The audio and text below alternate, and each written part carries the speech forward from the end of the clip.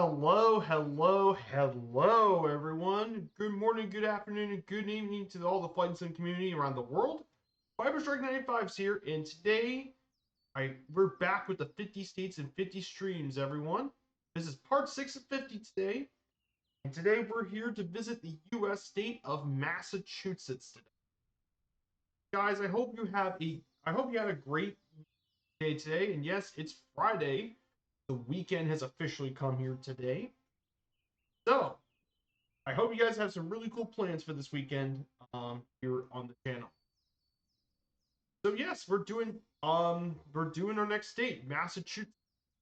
If you guys aren't aware, it's known as the Bay State. It's one of the primary states that make up the New England area of the United States of New England. Big major state with a lot of history and such. So that's where we're here today. Really cool state, and it's one of the most important states in the country historically, along with Pennsylvania and New York as one of the most important states during the 13 colonies. So, very important state, and it's a state I've actually visited in real life as well this past year. So, so before we get started, I do want to say hello to everyone in chat. Hello to Super Typhon and all the lurkers. Hello, you guys. I hope you're all having a great day.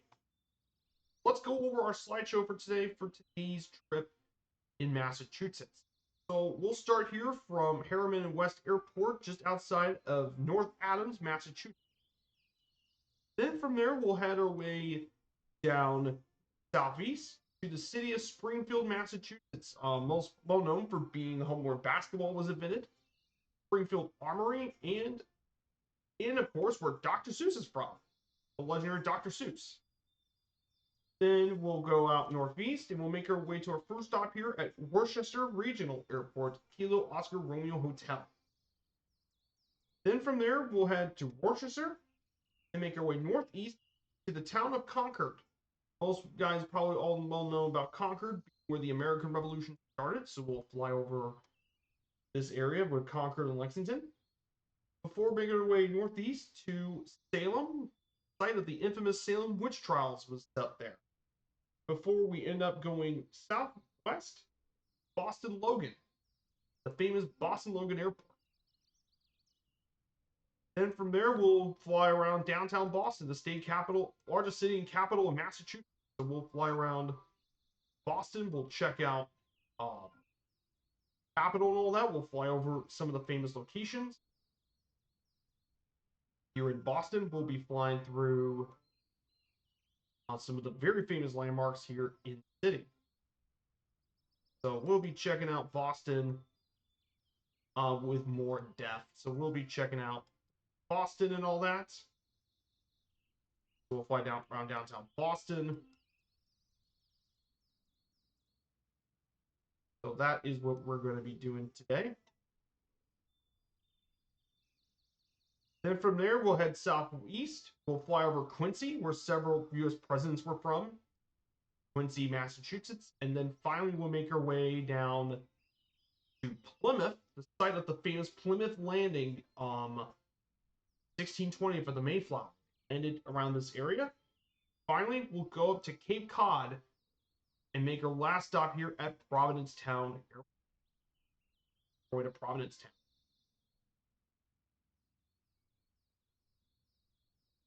That is going to be our final stop for today. So that is going to be today's stream, guys. We got lots of history and stuff to cover here in Massachusetts today. Now, the plane we're taking today here is the Robin DR400. This is actually the first time I've actually flown this thing in a while. It's been a long. But the DR400 Cadet is made by Robin Aircraft in 1972, manufactured by Avions Pierre Robin. It's very well known for a lot of the flying schools in France. Think of it as a French low-wing Cessna 172. Very effective engine. This is the Robin powered by a 160 horsepower engine, and it can go up to 216 kilometers an hour. But it's a pretty nice little plane, and I think it'd be good to get this old bird a bit of a spin. This plane doesn't usually get a lot of flying time. So let's get into the cadet for a bit. Let's go aircraft, flight performance. I'm going to put the fuel at, I think 75% would be. Okay, load into the aircraft.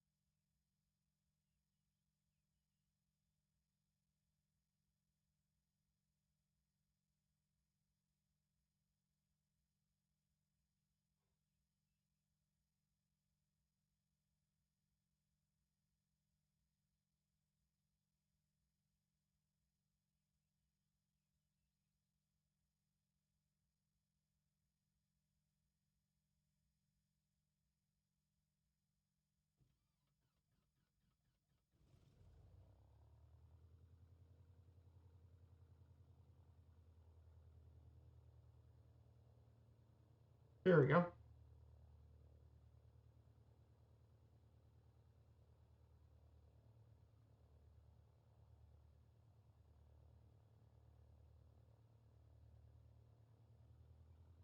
So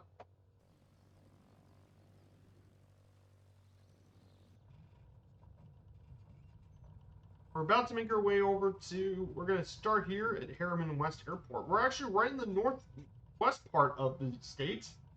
So as you can tell, you would think Massachusetts is kind of flat, but in reality, it's actually not that flat. Especially you're heading more westward. We're actually going to get some pretty nice hills and stuff here today.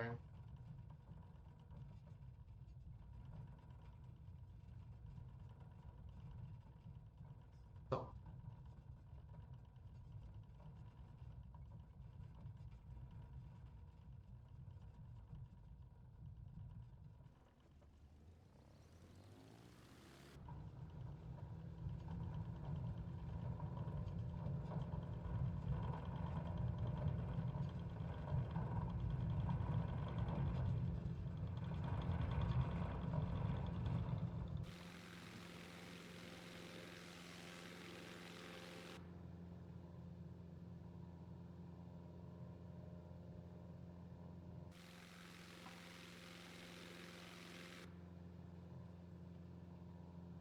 piling up.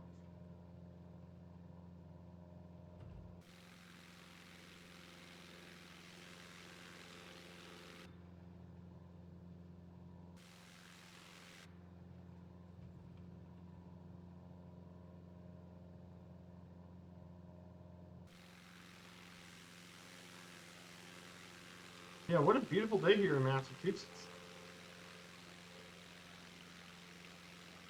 So if you guys didn't know, I put in the Discord about the U.S. state of Massachusetts. I got some information for you guys, pre-stream about Massachusetts. We'll go ahead and fly the bird.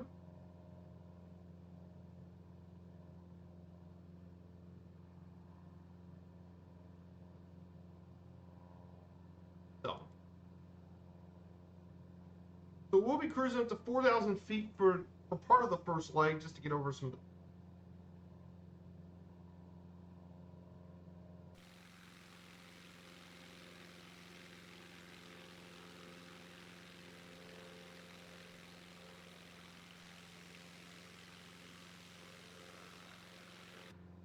This is North Adams, Massachusetts. Here, looks gorgeous out here today. Again, some people don't think this is Massachusetts, but it is very much part of Massachusetts.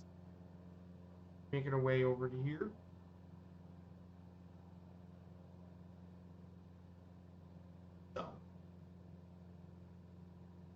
So how are you guys holding up today? I hope you guys are doing well. We're about to make we'll go ahead and get started for our Massachusetts history lesson here. But yeah, the U.S. state of Massachusetts. It's called the Bay State. So Massachusetts is officially known as the Commonwealth of Massachusetts, located in the northeast U.S. It is bordered by the Atlantic Ocean and Gulf of Maine to the east, Connecticut, Rhode Island to the south, New Hampshire, Vermont to the north, and New York to the west. It is also the sixth smallest state by land area in the country. However, with a population of 7.1 million people, it is actually one of the most dense. It's the third most densely populated state after New Jersey and Rhode Island.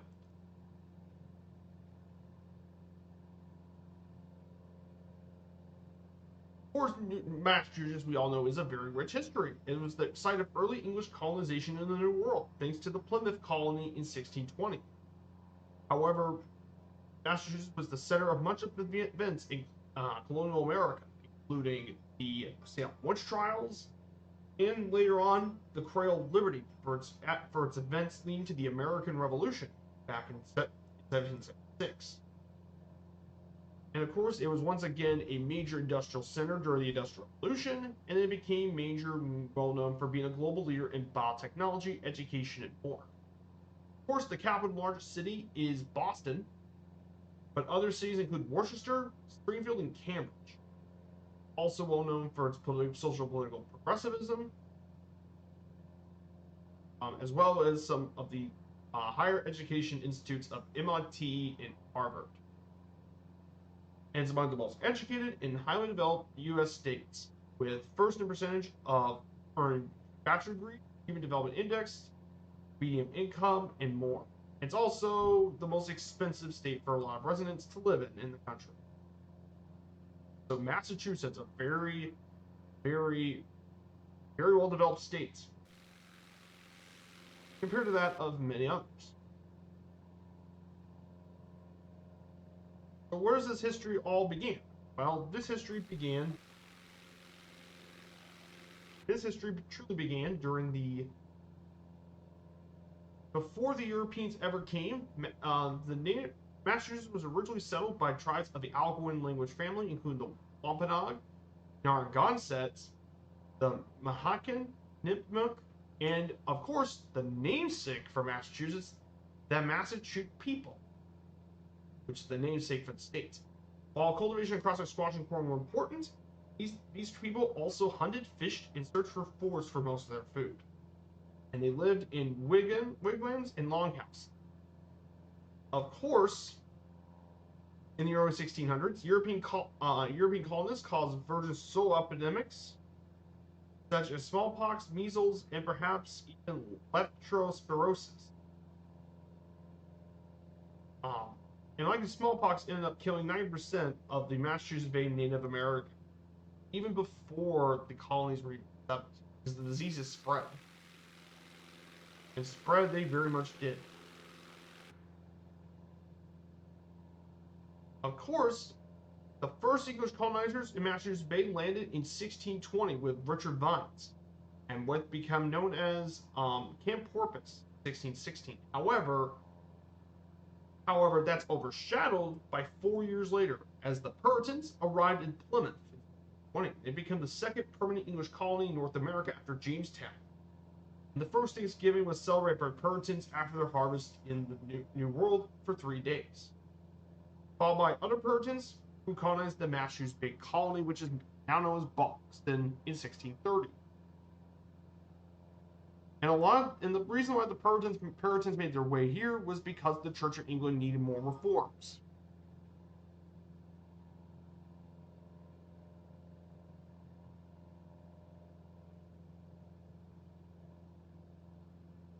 So they decided to go to Massachusetts to have their ideal religious society.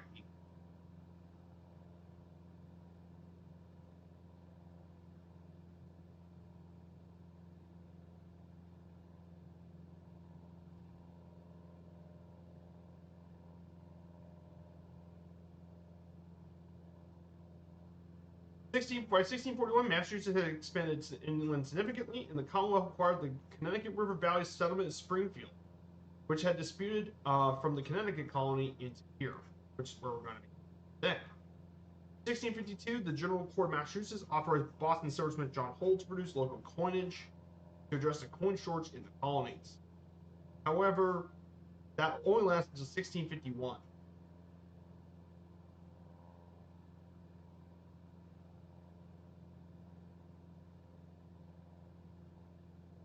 Of course, afterwards in 1691, the colonies of Massachusetts Bay and Plymouth were united to the province of Massachusetts Bay. Shortly after, the province's first governor, William Phips, arrived, and during that time, the infamous Salem witch trials happened, where a number of men and women were hanged for witchcraft. And we'll talk more about that when we get to Salem, of course, because that has its own interesting story. However, the thing that really put Massachusetts into the colonial history was, of course, the American Revolution that happened.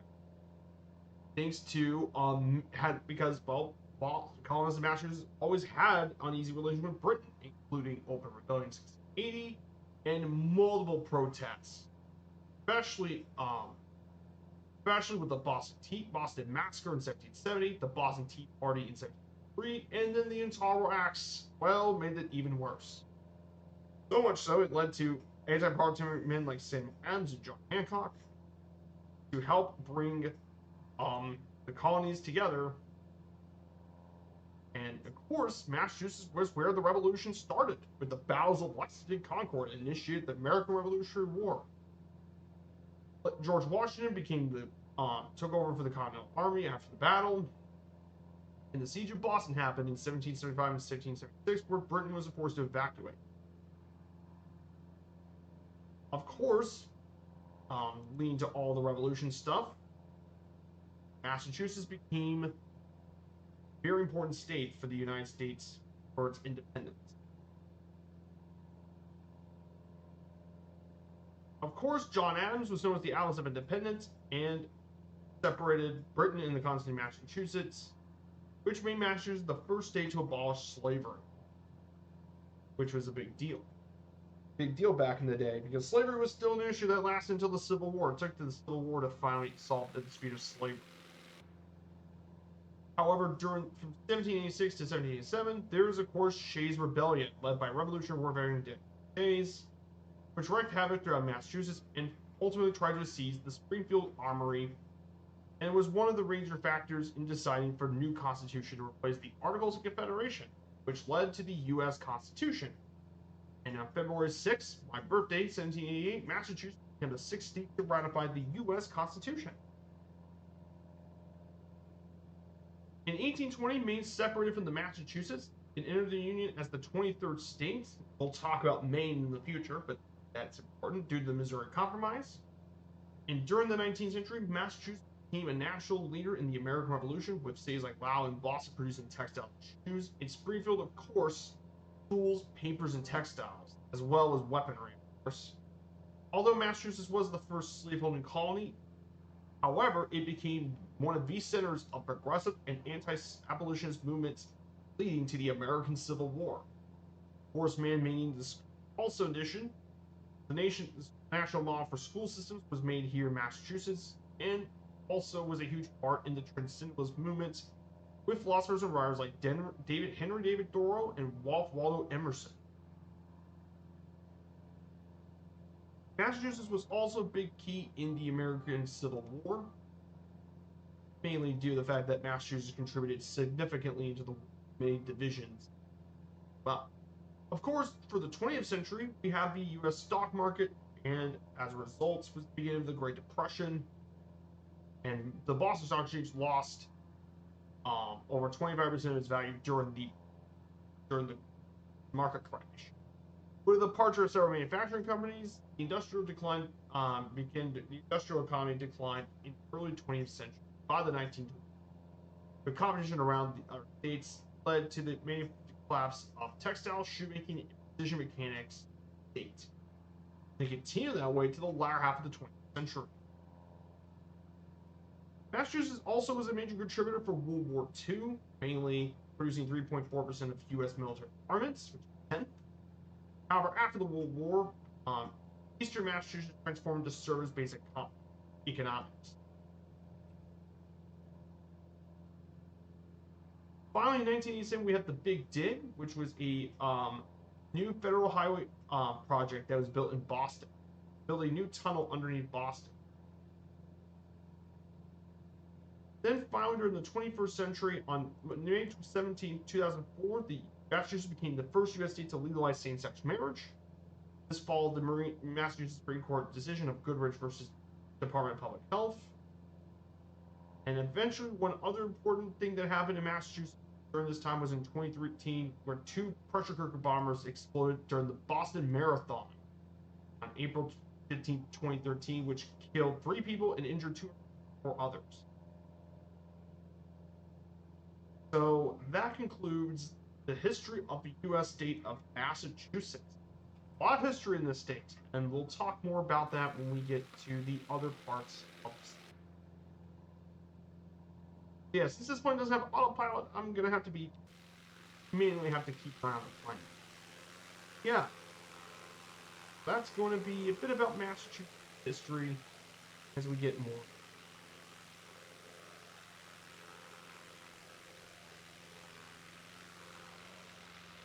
Yeah, I really enjoy flying this little bird. This usually doesn't get much flying.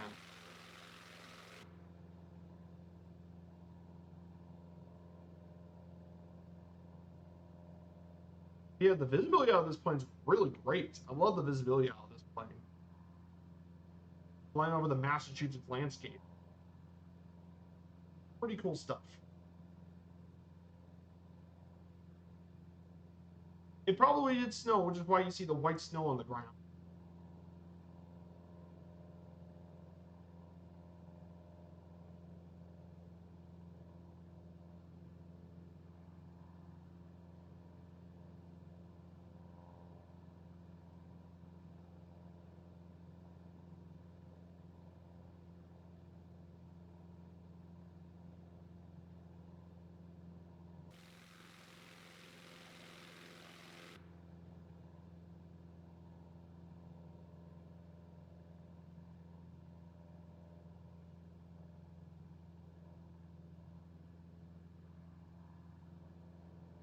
So, I hope you guys have some really cool plans this weekend. I know you guys have got some really cool stuff this week. So, I know Murph's gonna be back on later today. He'll be in Ireland today on his stream. He'll be back on Saturday later today. So he'll be in Ireland. He'll be doing a community. The flight plan was actually from one of our community members. So he'll be doing that today. Also, Alison Johnson's going to be back tomorrow with another one of her Jennifer Murray helicopter legs. She'll be leaving France for Italy. This should be a really fun one.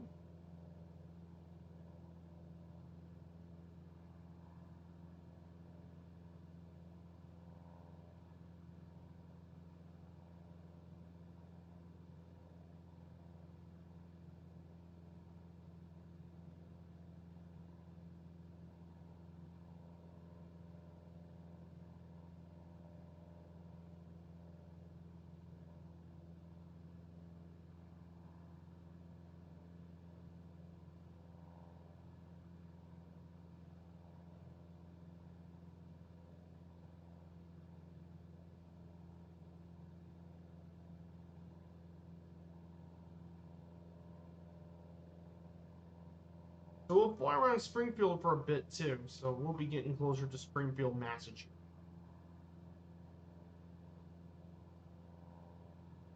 Amazing people. Recommend you guys watching them. Wonderful people.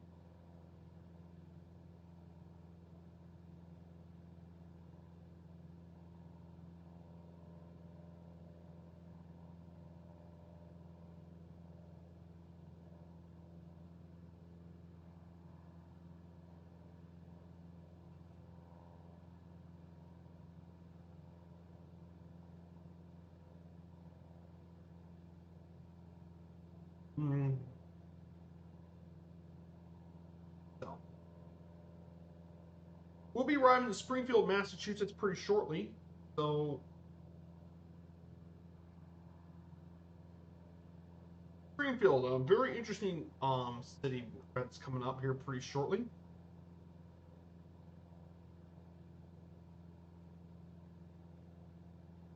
So we're just about 20 nautical miles out of Springfield, Massachusetts. We'll be heading there pretty soon. We'll fly over Springfield, Massachusetts for a bit and explore the area for a bit.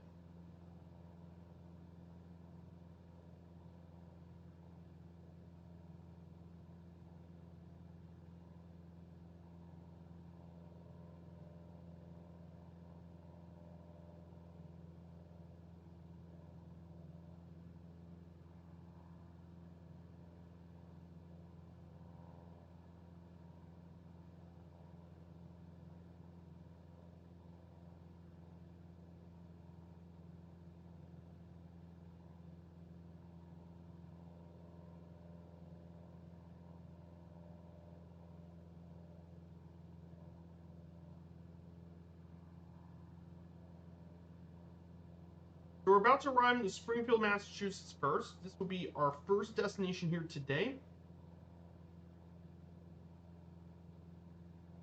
So Springfield, Massachusetts is the most populous city in the seat of Hampton County, Massachusetts. Population 155,000 people, making it the third most populous city in Massachusetts after Boston and Worcester. The fourth most populous city in New England behind Providence as well. It was founded in 1636, the first Springfield in the New World. In late 1700s, during the American Revolution, Springfield was designated by George Washington as the site of the famous Springfield Armory. Because of its central location, it was also the site of Shays' Rebellion that happened in 1786 and 1787, and played a big role in the Civil War era too, as a stop on the Underground Railroad and home to the abolitionist John Brown. Of course, the armory is manufacturer of the Springfield rifles, used by Union troops. And you guys could visit the National Park site as well, of the largest collection of historic American firearms in the world. Today, this city is the largest in western New England and is the urban, economic, and media capital of Massachusetts, Connecticut, River Valley, Massachusetts. It's well known for being the city of first due to its many innovations there, including the first American Dictionary, American gas-powered automobile, and the first machine lab for interchangeable parts by Thomas Blanchard. It's also known as the city of homes due to the Victorian residential architecture in Hoop City because basketball was invented here in Springfield by Canadian James Naismith. So, this city is really cool. There's a lot of famous things about this. It's got a rich arts and culture heritage too. Of course, of many of its festivals and more. It includes some pretty interesting festivals, include the Armory Big Band concert, Bright Nights, a great festival, and more. And of course, this city is well known for its 5 distinct museums. You have, of course, you have the Doctors. You also have the Museum of Fine Arts. They have a Springfield Science Museum. Of course, the Amazing World Dr. Seuss Museum. Oh, it's the as Springfield is the birthplace of Theodore Geisel, who is most well known for his pen name Dr. Seuss, who wrote and illustrated more than 60 books and sold over 600 million copies of them too, and more. It's also got the Basketball Hall of Fame, which is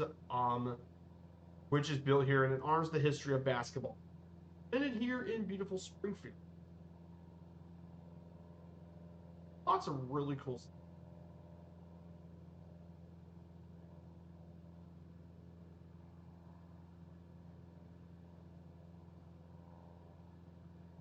Springfield, Massachusetts. That's going to be coming up pretty shortly. So, if you guys want to look more about the Springfield Armory, by the way, the famous armory that was built, you see, it used to be the primary center for U.S. state military firearms from 1777 to its closing in 1968. It was the first federal armory and one of the first factories in the U.S. for weapon manufacturing. It's preserved today as the Springfield Armory National Historic Site, the only unit of the NPS National Park System here in western Massachusetts. And it was very famous for a lot of technical innovations, including interchangeable parts, assembly line mass production, and modern business practices. We're all here in the Springfield Armory. Played a major role in the American Civil War. And they built a lot of different production during the time. Of course, you can check out the Springfield Armory website. I'll up with you guys so you guys can take a look at this. This is something I do want to visit when I do want to get to Massachusetts, obviously. I love my military history. I love that sort of stuff. So here's Springfield. Armory has got a rich history. And it's got tons of guide tours and stuff. But it's a really cool place to visit. They produced a lot of weapons. Lots of muskets were produced here, including those for the 1861s, or very most widely used weapon for the Civil War. They also built a lot of other weapons. Most notably, they built the Model 1903 Springfield, bear the name, and that was used during the first half of the 20th century. They also produced a lot of the M1 Garand rifles here too, which was used all over World War II. And the M14 was the last major gun produced here. But you should definitely check out the Springfield Armory if you ever like American history. It's definitely a place you should definitely want to check out here in the United States. So, definitely recommend doing that. If I were you. Just my opinion, but something to keep in mind. So this here, connecting here, is not Springfield, but it's part of the metropolitan area. This is Holyoke.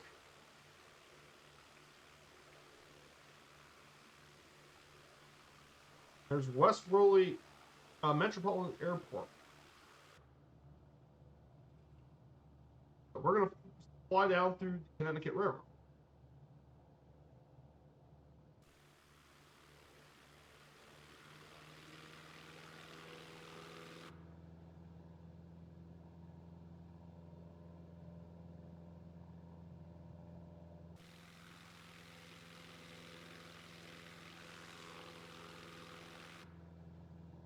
Guys, I hope you're enjoying this stream so far and doing things here as well.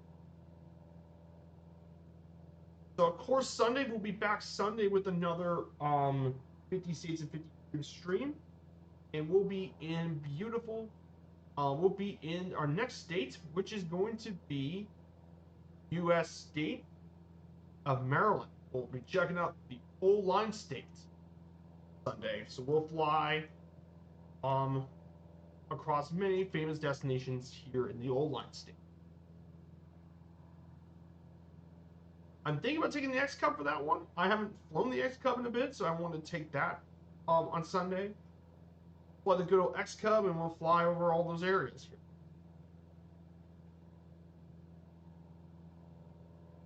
And of course, they also have the Naismith Basketball Hall of Fame, which was established in 1959 and preserves the history of basketball.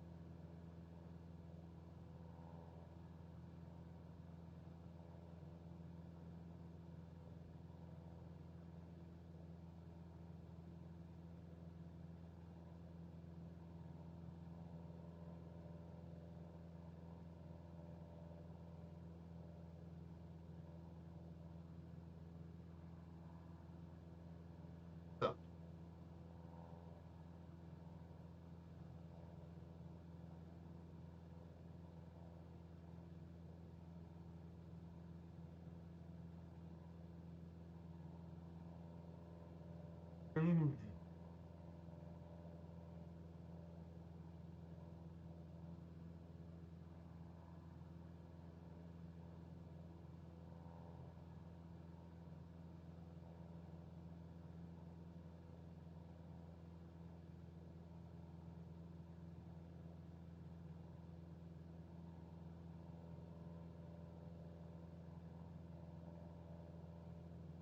here's downtown Springfield.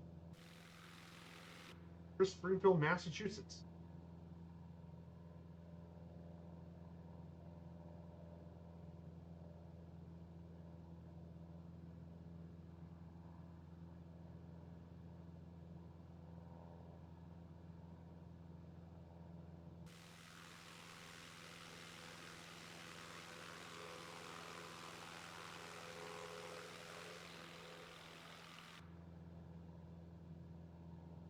Here's downtown.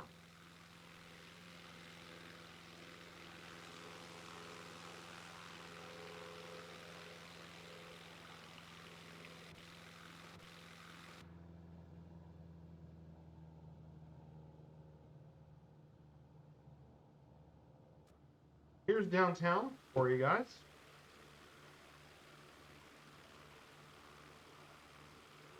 Here's the Basketball Hall of Fame area. Down over here. Here's downtown Springfield, Massachusetts.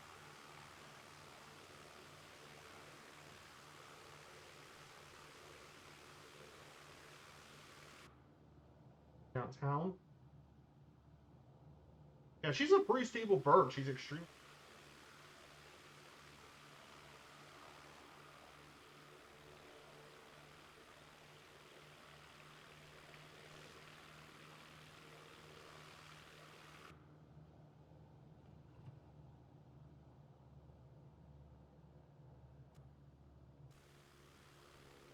Of course, this here is the old Springfield Armory site.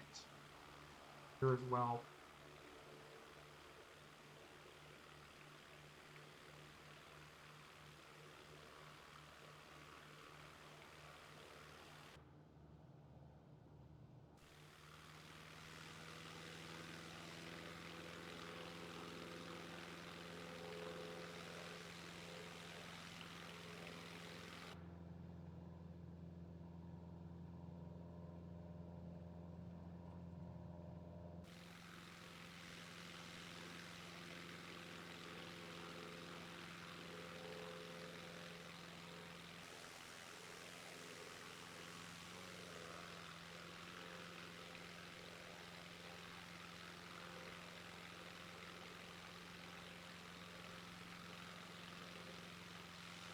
There's the Springfield Armory site. Head up.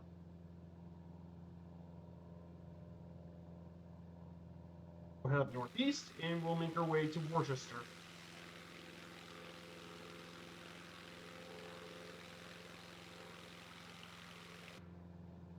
So Worcester will be our next stop.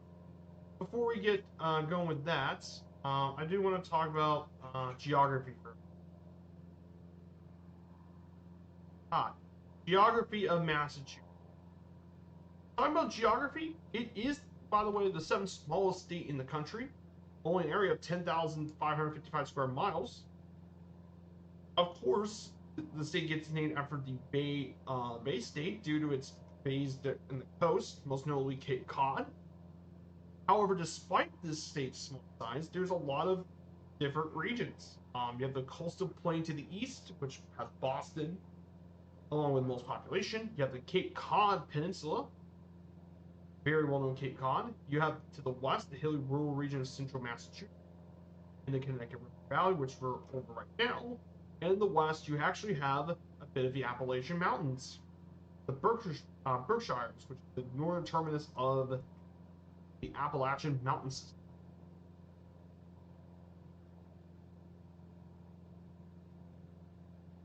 And there's a number of historical natural sites here in Massachusetts, most notably Cape Cod National Shore and Boston Harbor Island as well. All of those play a big part of Massachusetts.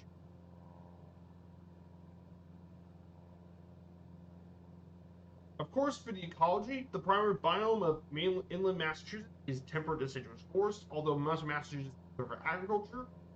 Secondary growth has regenerated in many rural areas as farms have been abandoned. A number of species are doing quite well in the increasingly urbanized city, mainly the peregrine falcons, which use office towers as nesting areas, and the population of coyotes has been increasing in recent decades. You can also find white-tailed deer, raccoons, wild turkeys, and gray squirrels. State. Of course, Massachusetts is also where a lot of migratory waterfowl settle during the eastern coast, and as the lakes produce many species of fish and waterfowl, as well as ducks and more. And of course, the coast is often also breed for a large population of gray seals and the increasing large number of great white sharks, the largest species of predatory shark in too much of the water. So, And finally, the last piece for a bit for about the state's geography is its climate. Most of Massachusetts is a humid continental climate with cold winters and warm summers. However, in the coast, humid subtropical with warm to hot summers render the oceanic climate rare, only exposed to certain areas in the peninsula. Boston is quite representative, with summer highs of around 81 degrees and winters of 35 degrees. And it's a very wet city. So, yeah, it's a very sunny climate for such a coastal city of latitude. 2,600 hours of sunshine a year in Massachusetts, Boston. Pretty important thing to consider here for the states.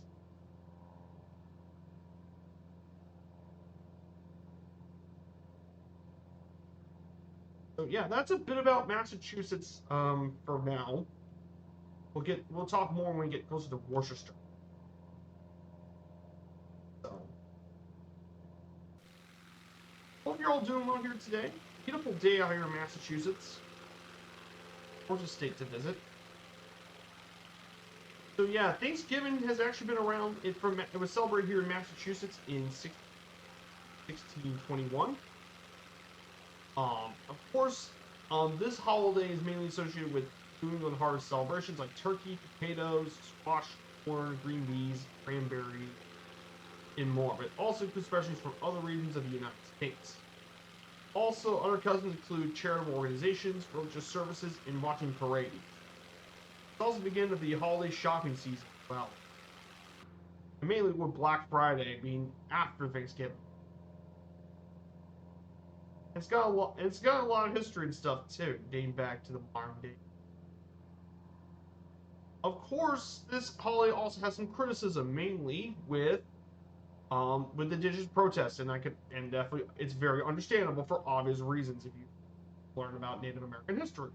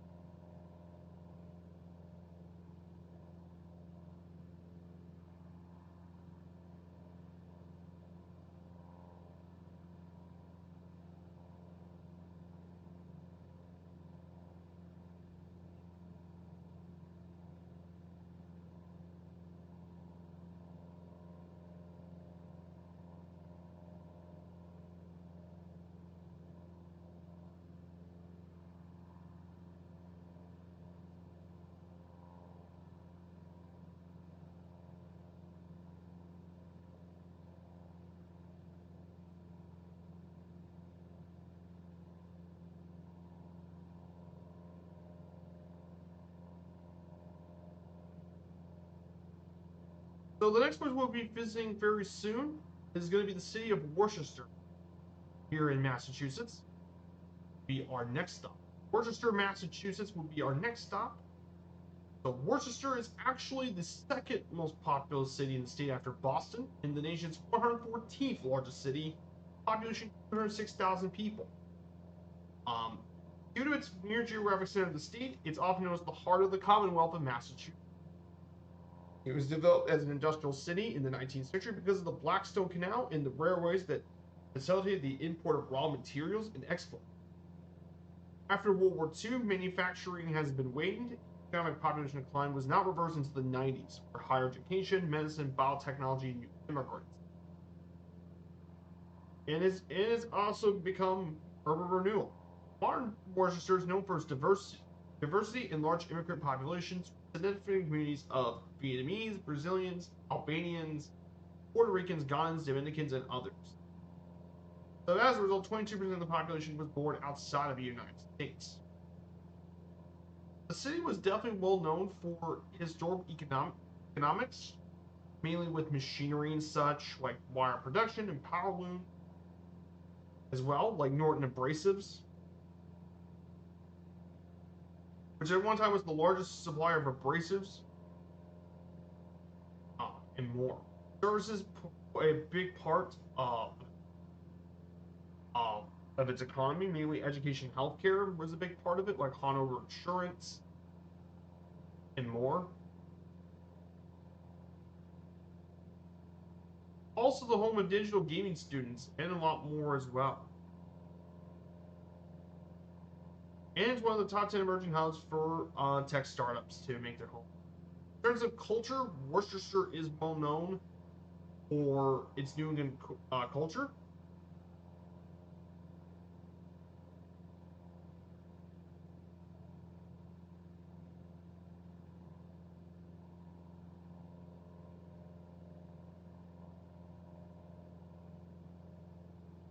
Worcestershire has many traditional neighborhoods, including the Quinsimmagad Village, Shrewsbury Street, and more all different ethnic neighborhoods.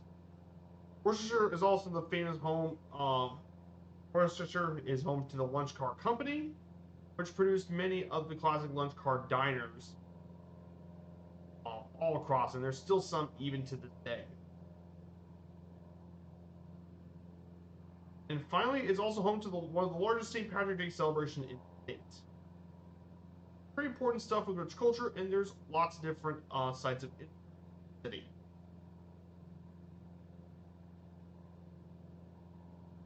So, pretty cool. Of course, it does have its own airport, by the way. Um, that is Worcester Regional. Kilo Oscar Romeo Hotel is actually its ICAO code, and it's the main airport serving the cities. Um, the airport code has originally believed to be from W. However, W cannot be used as an identifier for airports in the U.S. So, and with ORC already signed, they actually did ORH because of it. The city's first well-known aviation has been around 1925, but the current airport that was built was opened back in the 1940s. And it served a lot of flights in the New England area originally and more. Of course, mainly today, this airport was used for flights around the New England area to New York JFK, LaGuardia, Fort Lauderdale, and Orlando are the main airport destinations out of this airport. It was also featured in the shooting of several films, including Captain Phillips, Night and Day, The Judge, and The Sea of Trees were also used as a filming location. That's a little bit of Worcester here, and this will be our first stop of the day. This will be our very first stop here at runway 11.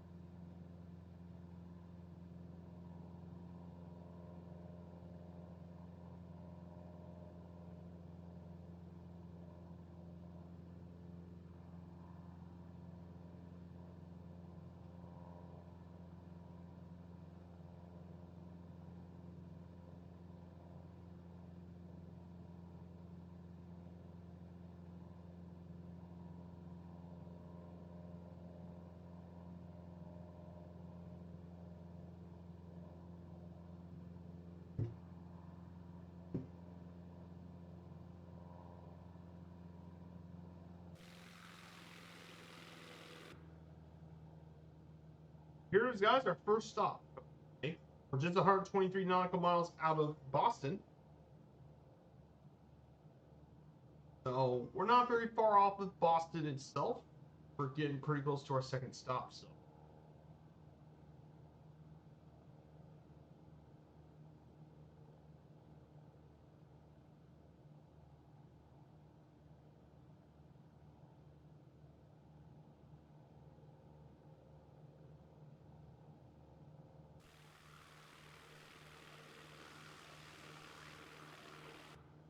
Yeah, really do like this plane. This plane's nice.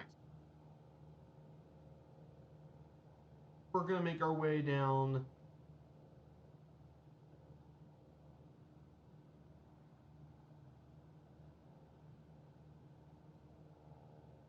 Massachusetts.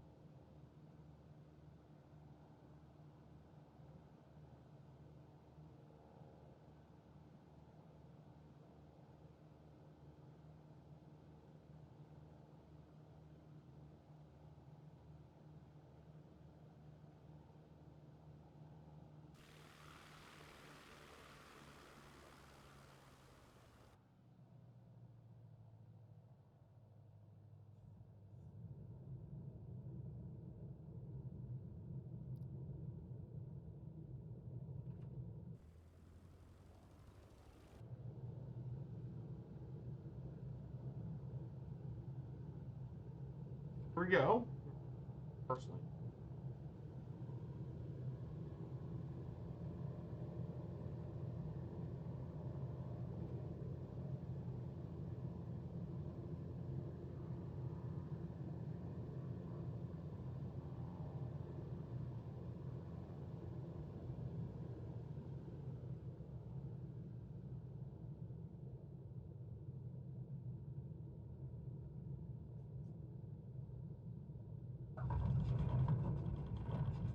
And she's down. Nice. Nice, we go. Negative 147. That's perfect.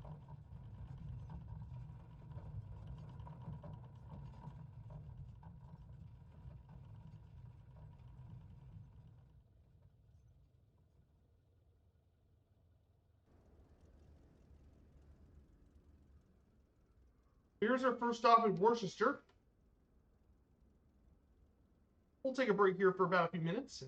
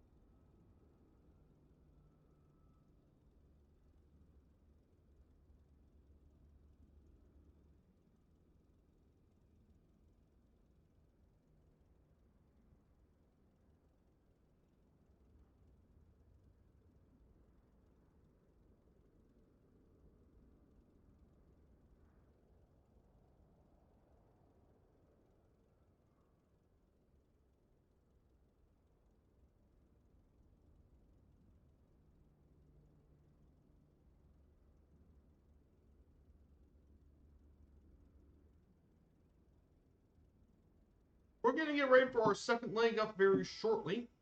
Go ahead and get ready to take off here for leg number 2. Bit of a break. So.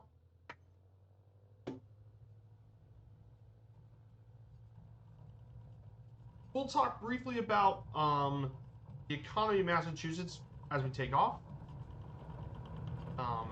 So Massachusetts, economically, Massachusetts is a really economically prosperous state. And it's due to the fact that, well, Massachusetts has got a gross state product of 584 billion. Its per capita income is actually at very impressive 53,000, the third highest. It's home to 12 Fortune 500 companies, including Liberty Mutual, PGX Companies, General Electric, Raytheon, American Tower, and more. It's one of the better states for business, especially for its innovation thanks to its strong education center. Sectors vital to Massachusetts' economy include higher education, biotechnology, finance, healthcare, tourism, and defense. And of course, Boston's a big tourism destination with Boston and Cape Cod, followed by Salem, Plymouth, and the Berkshires. Our major destination here for Massachusetts. Manufacturing used to be a big deal for Boston. It's still ranked among total manufacturing in the state. It's still almost top 15. And Massachusetts is among the best states in the U.S. in 60 different metrics. So, very important stuff. Of course, agriculture still plays a role in Massachusetts' economy for obvious reasons. It plays a big role. There's about 7,000 farms with 520,000 acres. Main products include oriental plants, make up the agriculture. Also to note, of cranberries, sweet corn, and apples are big sectors. Fruit is the second, and Massachusetts is the second largest cranberry producing state after Wisconsin. Pretty important stuff. This here is the city of Worcester. Here in front of us, here's the city itself.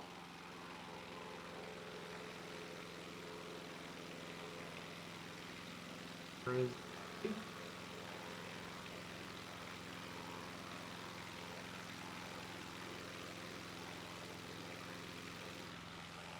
There's Massachusetts' second biggest city.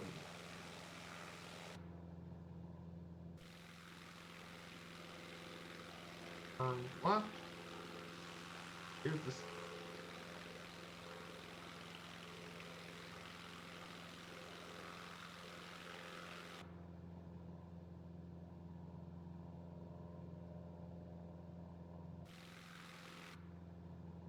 So, we're gonna head northeast.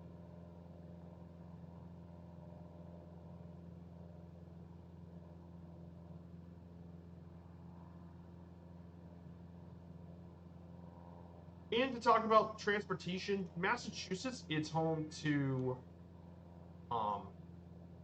10 metropolitan region planning organizations and more that cover transportation in the state. Got its own Bay Transportation for regional public transportation. Of course, in terms of traffic, Amtrak has several intercity rail lines in the state, and mainly the terminus for 3 of them being at the South Station of Boston that connects to a lot of the Northeast United States. Outside of Boston, Amtrak also connects several cities across the state. In terms of Cape Cod, they often cruise a lot from in and around the greater Boston area through ferries to many areas within around the Boston area, as well as Cape Cod as well. And in terms of air service, of course, Boston Logan is the big airport in the state. It's by far the busiest airport in the state. And there's about 36,000 miles of roads all across Massachusetts. Keep that.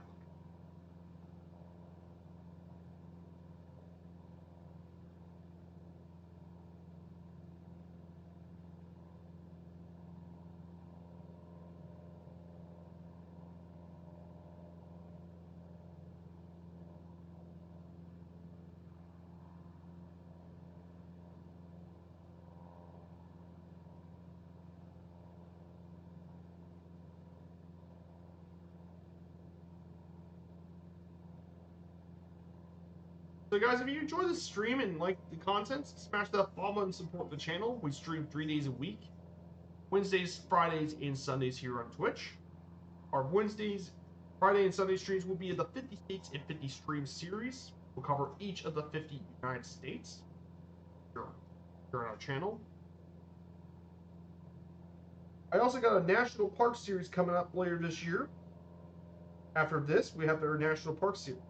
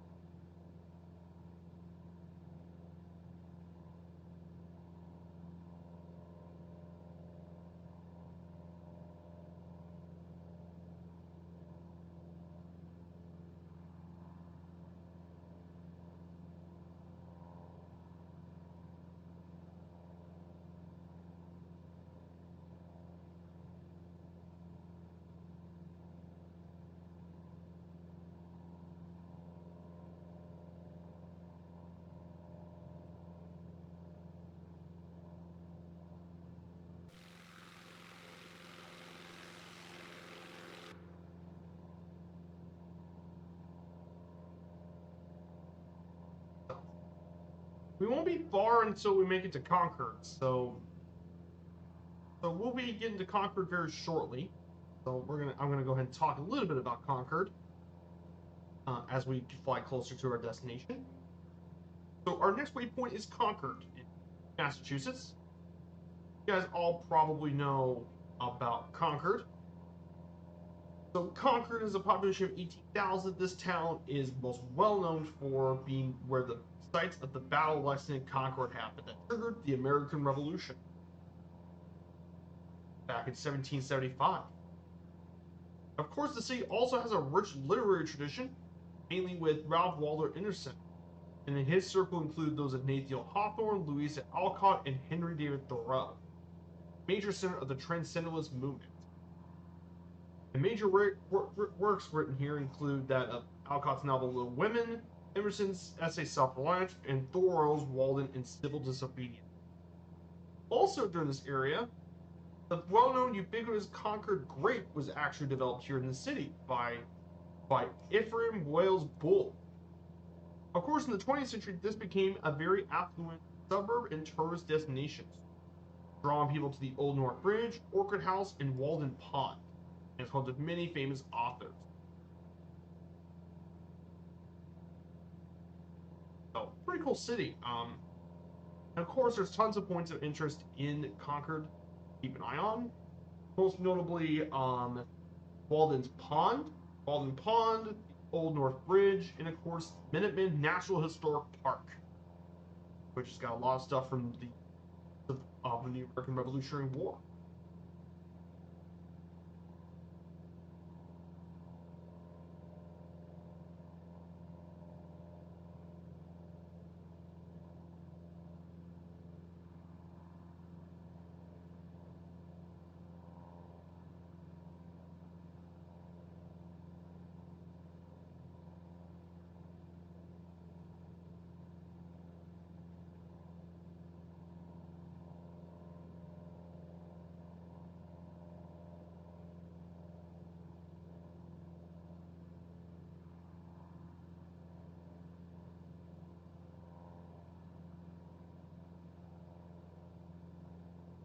Pretty cool stuff about Concord. And yeah, apparently the Concord gravy is something you see all over the days.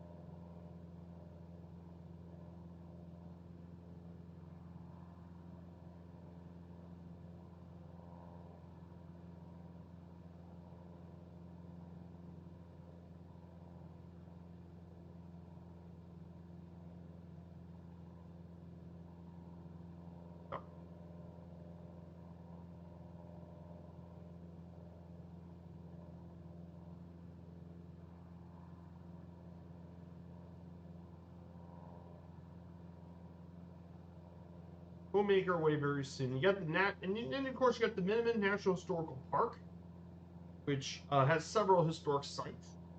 You have the North Bridge, of course, where the colonial commanders ordered militiamen to fire back at the British troops the first time. Then you have the Minuteman statue that was sculpted by Daniel Chester French in 1874. You have the Battle Road Trail. You have the Wayside, the National Historic Landmark, home to Concord Muster Samuel Whitney, as well as to authors Emil Bryan Alcott, and most famously that of Louisa May Alcott and Daniel Hawthorne and more. And of course, you have the Lexington Battle Ring, where the site of the battle happened, or Battle of Lexington. Several important stuff, and definitely worth checking out if you love American history. Great place to check.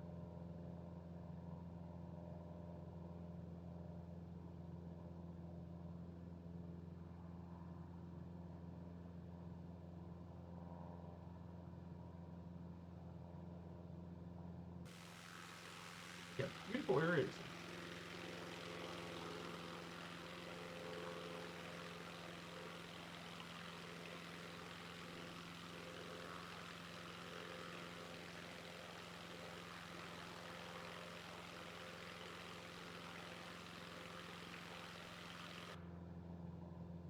So after stream, I'll be doing today's FS Hub challenge. I always do these every day. I always do the daily challenges. I'll get those completed once.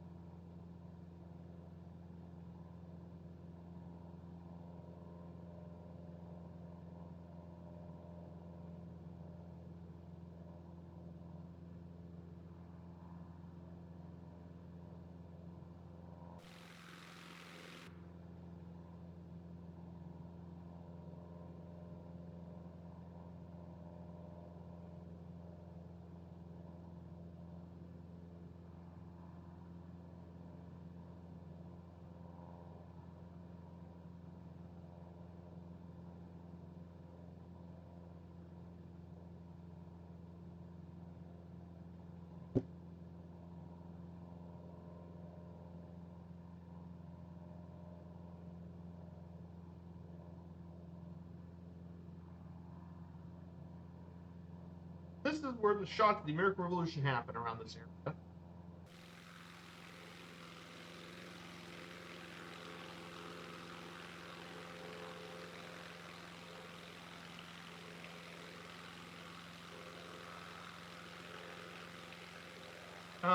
Bot.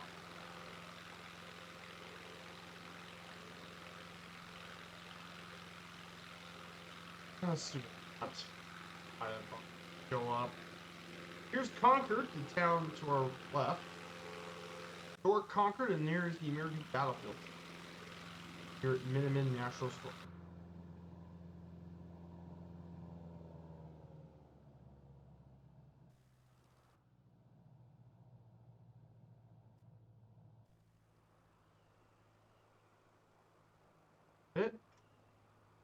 This here is Minuteman National Historic Park in front of us.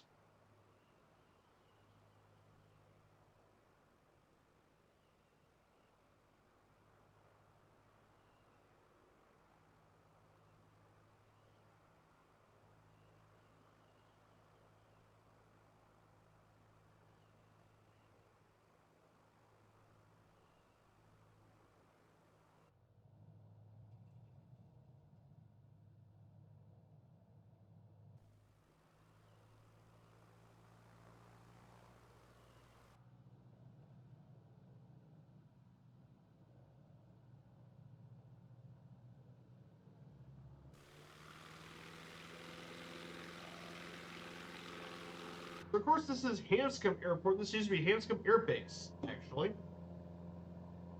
It's used for GA, but it's also used as an Air Force base. One of the major states.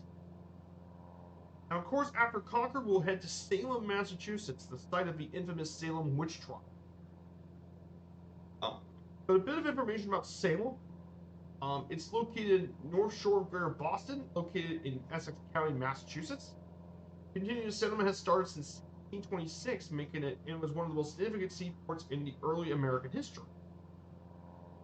Today is a residential and tourist site. It's home to the House of Seven Gables, Salem State University, Pioneer Village, Salem Willows Park, and the Peabody Essex Museum. It also features historic neighborhoods in the Federal Street District and Charter Street. Population was at 44,000 people.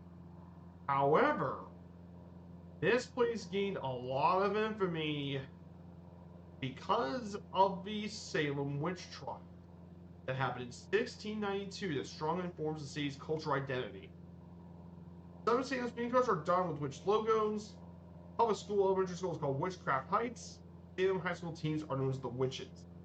Apparently, it was originally the Gallows Hills where the executions happened. However, in 2016, the nearby St. Proctor's Ledge was actually the true site of the executions. Gallows Hills Estate is now a city park, and Salem was also the birthplace of the National Guard in 1636. Well, so an infamous thing to learn about the Salem witch trials, and a bit of information about this. They were a series of hearings of prosecution that people accused of witchcraft between 1692 to 1693. More than 200 people were accused of being witch. 30 people were found guilty, 19 were hanged, most of them women. One other man died in torture, and 5 died in disease-ridden jails. The reason why a lot of these witchcraft stuff happened during this time was because it was because of a hysteria, apparently. Mainly because a lot of people were, apparently because of all the fringes and stuff, they didn't fade out like the rest of Europe did during that time. A lot of people were believing of witches as a result. There's also a lot of political context because of the religious dissenters of a Bible-based society. That's also another reason.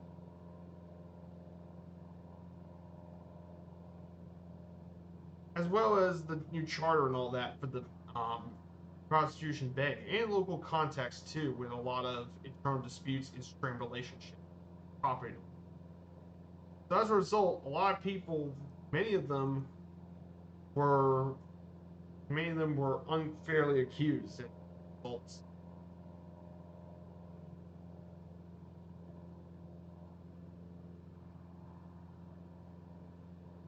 As a result.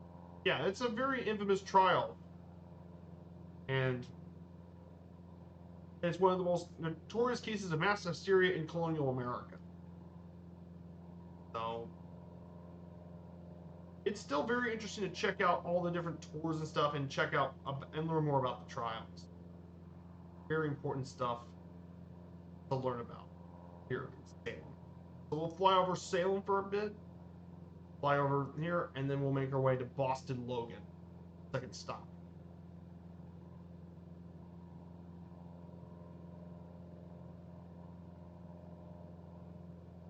Definitely a lot of history stuff. I will upload this to my YouTube channel, by the way, too, if you guys have missed it, the stream, and want to guys check out in the community.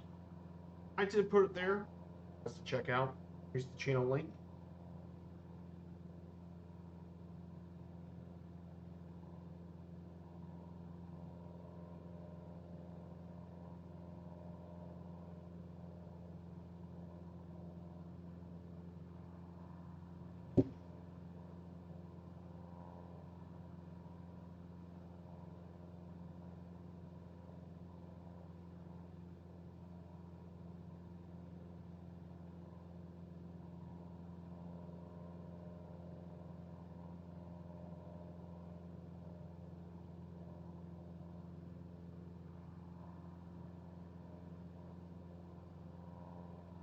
We'll fly over Salem for a bit and check out some of the stuff here in Salem.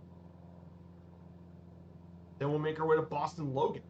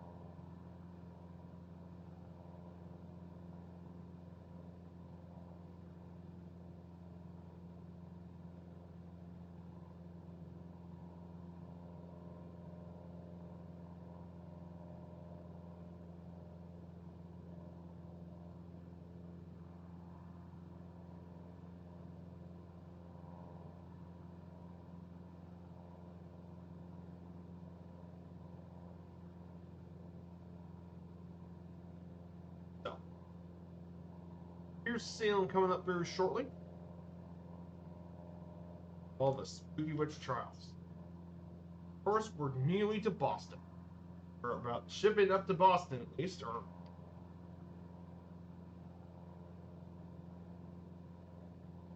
but yeah, I visited this area last year actually. If you guys aren't aware, I do have some of my travel pictures of Boston.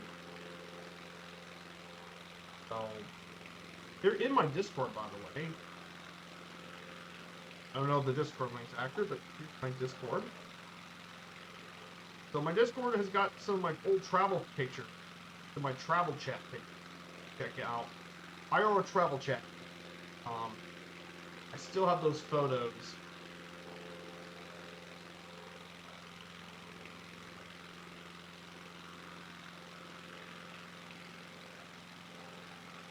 They're from earlier this year.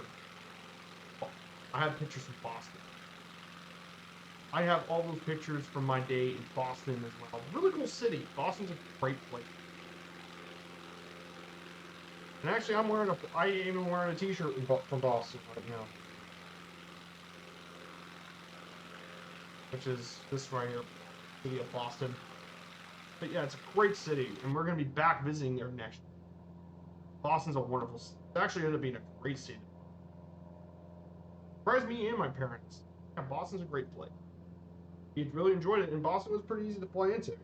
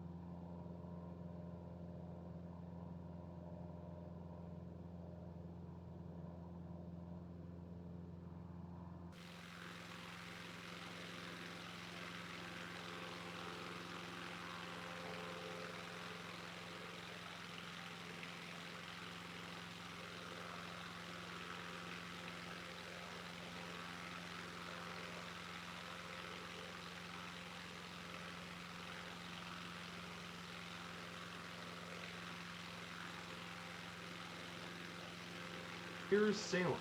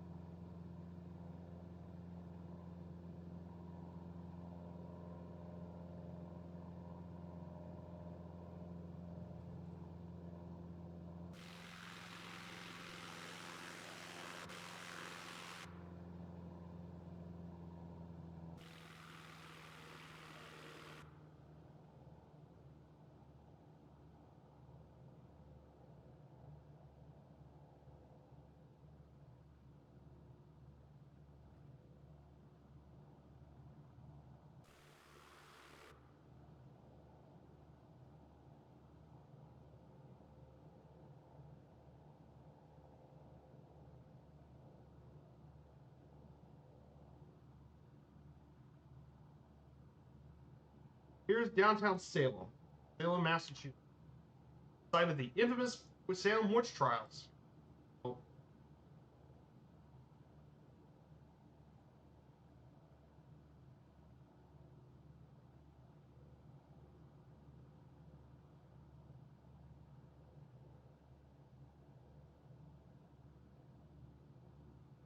lots of witchy stuff.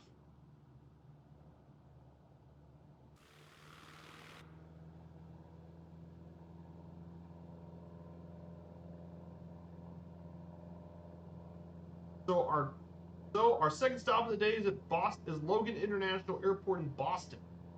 The official knows General Edward Lawrence Logan International. It is the biggest and busiest airport in not just Massachusetts but all of New England. It's the busiest airport in the Northeast U.S. out of New York. Major operating base for JetBlue, but also other airlines make their home here in Logan. Well, they mainly use it for flights all across not only the country, but many areas of the world. Uh,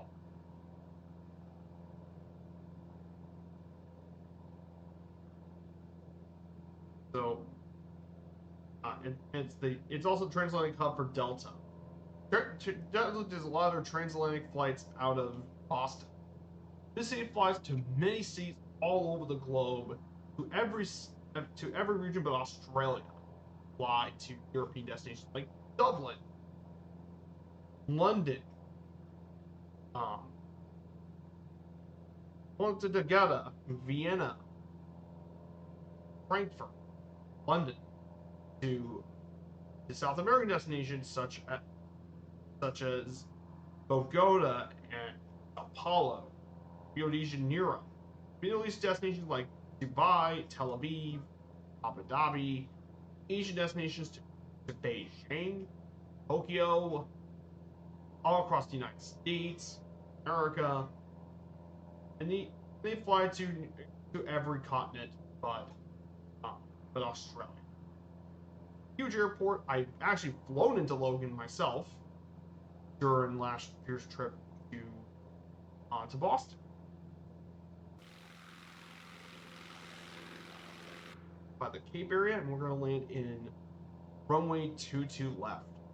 We're gonna land here, take a bit of a break stop, because during this time, we're gonna take a break here, and we'll land outside of Boston, and we'll do many pictures in Boston, Massachusetts. Definitely.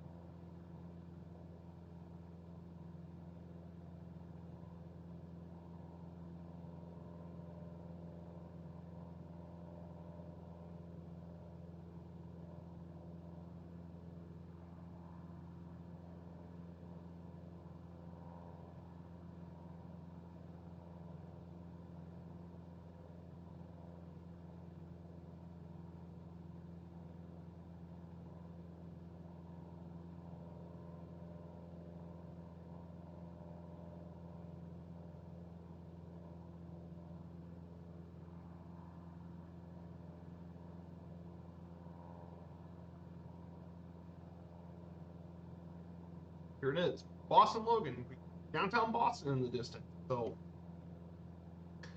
plenty about Boston will be plenty to talk about here when we get to Boston, Massachusetts.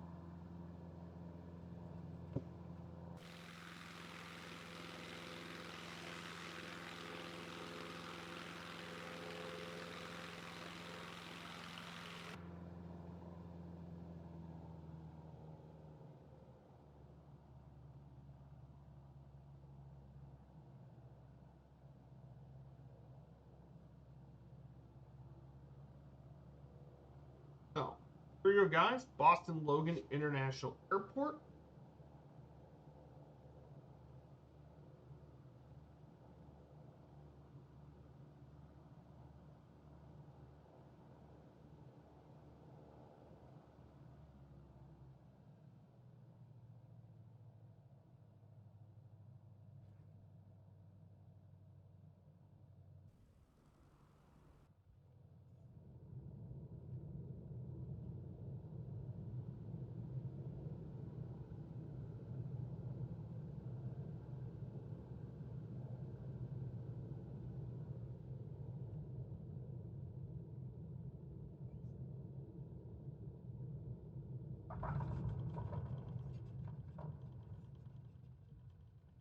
Here it is, Boston Logan.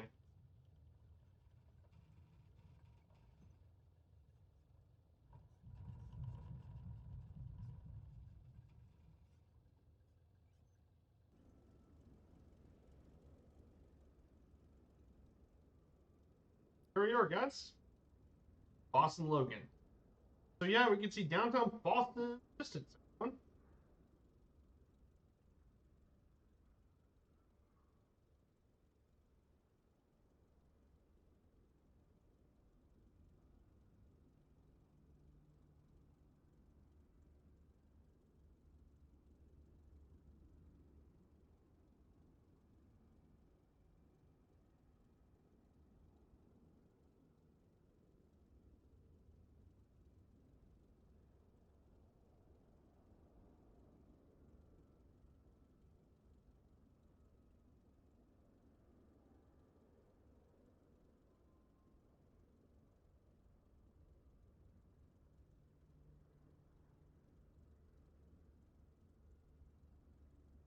So we'll just wait here for a bit and get ready for the second leg, for the third and final leg.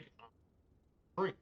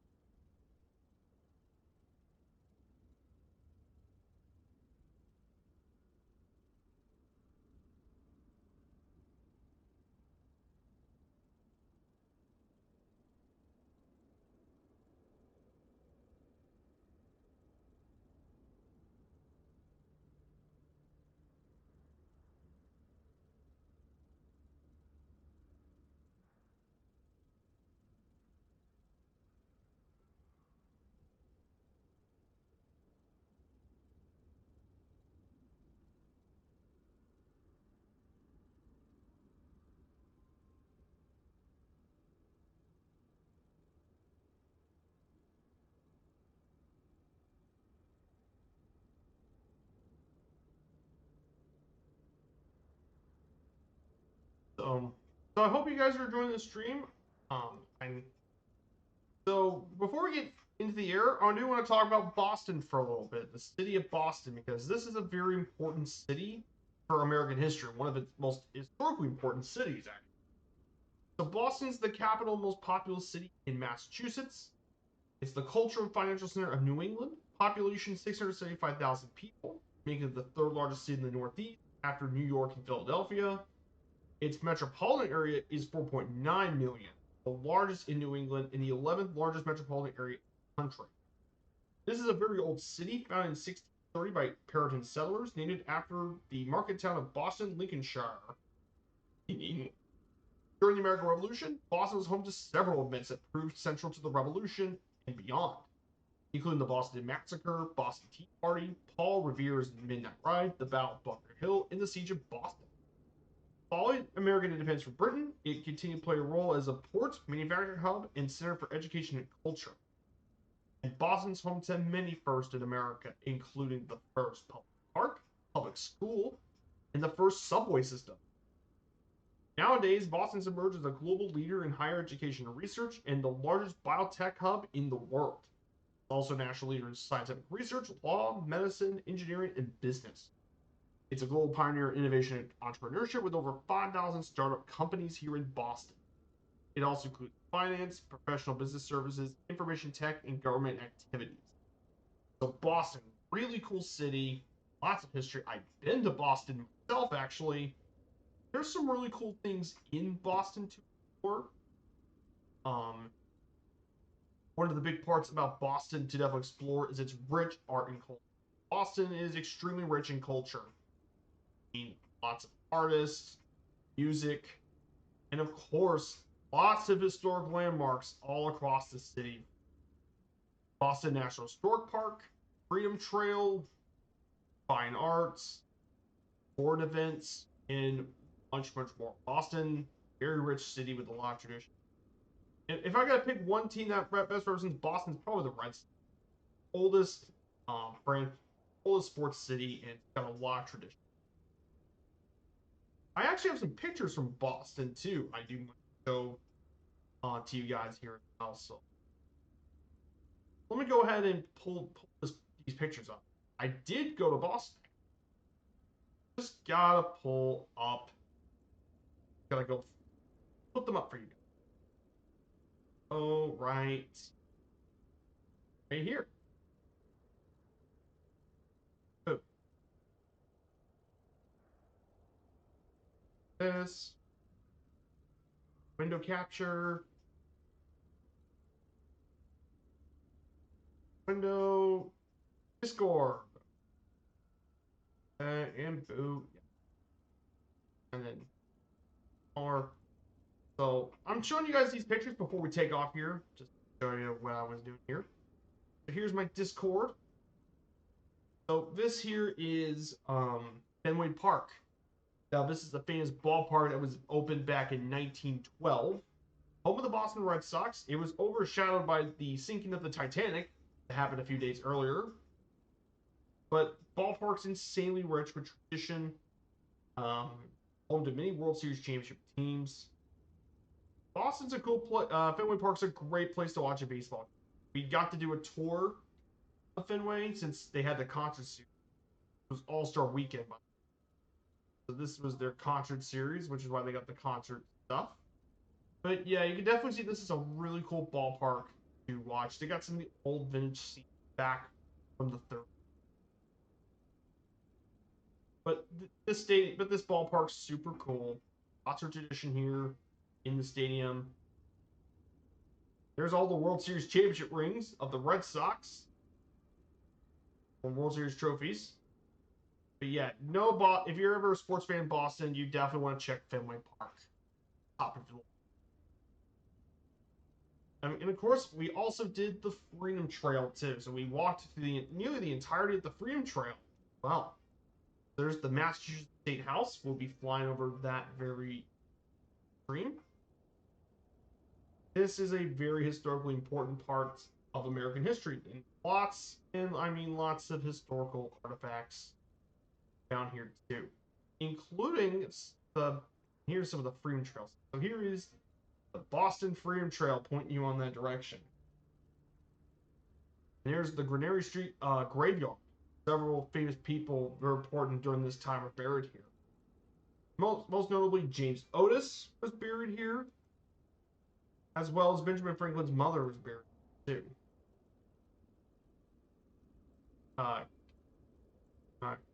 Granary Burial Ground.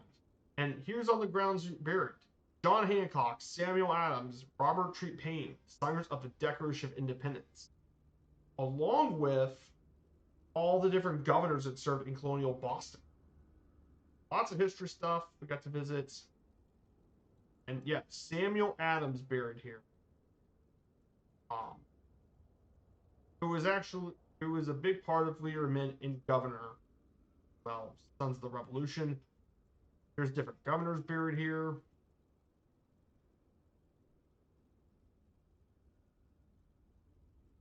Lots of history. There's statue of Ben Franklin here.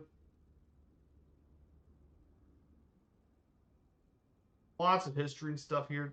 There's one for the Irish people during the potato famine, 1848. Here is some of the churches and stuff, some of the old historic buildings. There's the old Boston State House. This is part of the Boston Massacre, took place here.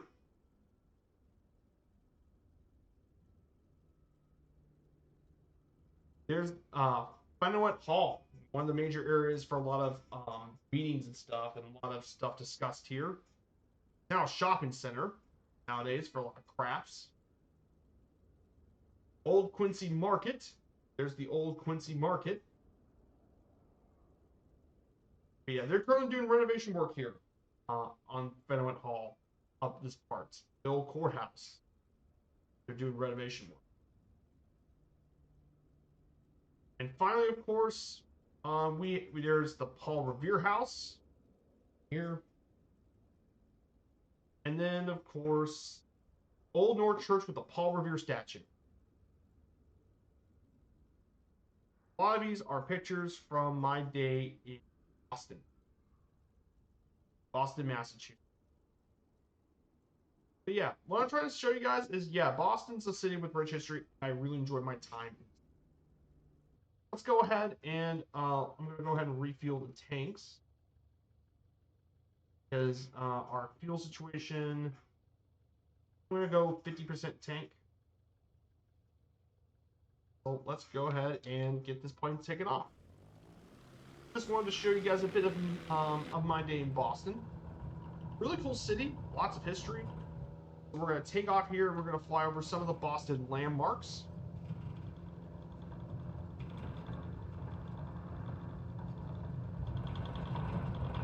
No, this wasn't the easiest takeoff. But we are going to fly through several of the locations here.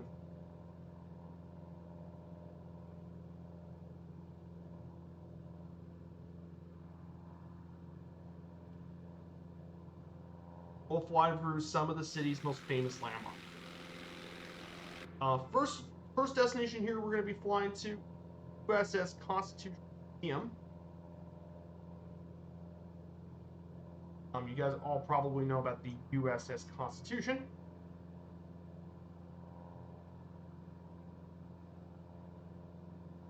Old Ironsides. Well, she's still in service to this day. She's still in service.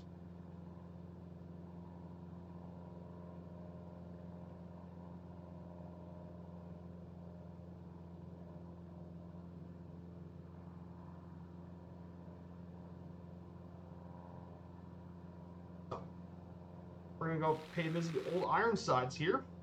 We'll also be checking out the Bunker Hill Monument too. So we'll check that out down here too. So we'll take plenty of pictures here in Boston. Because obviously no trip Massachusetts would ever be complete without some pictures from the city of Boston. So there she is, Old Ironsides down here. Here's the old USS Constitution.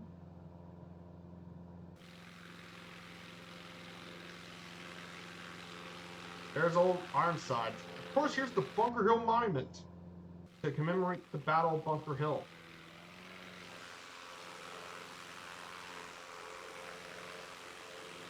And we get a good view of Boston down here.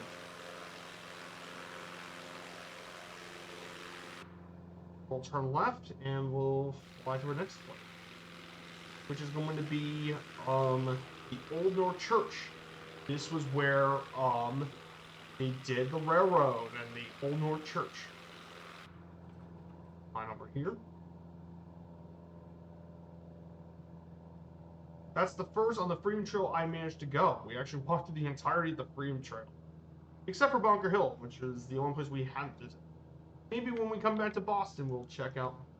Here it is, downtown Boston.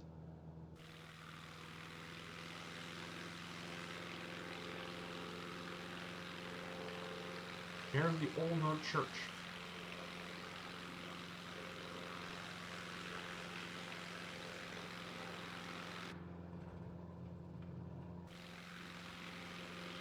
We'll fly around to get to the Boston area.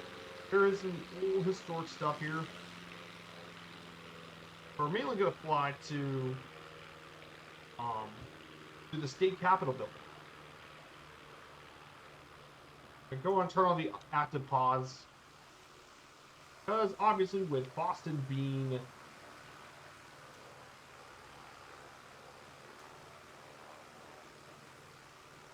pause, that's a great screenshot here.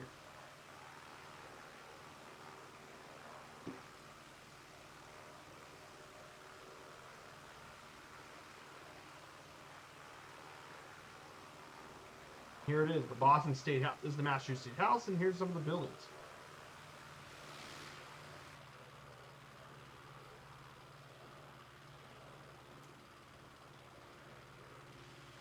Park. Not far from Fenway Park, of course, is Harvard. You know, you guys all know about Harvard University, oldest and most premier universities in the globe. It's not far in nearby Cambridge.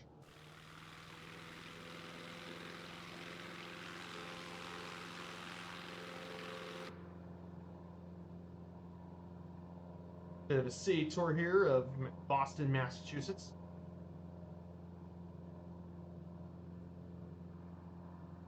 And of course,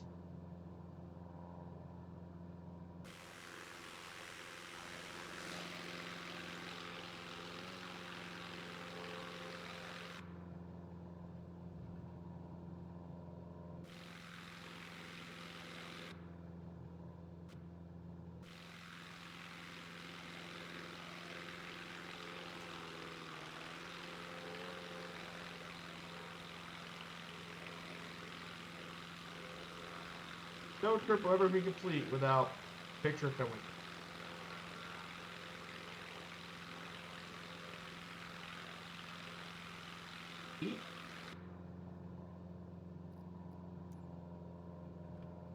That's Fenway Park, home of the Boston Red Sox. One of the most famous baseball teams in the world. Here. Wow, turn around.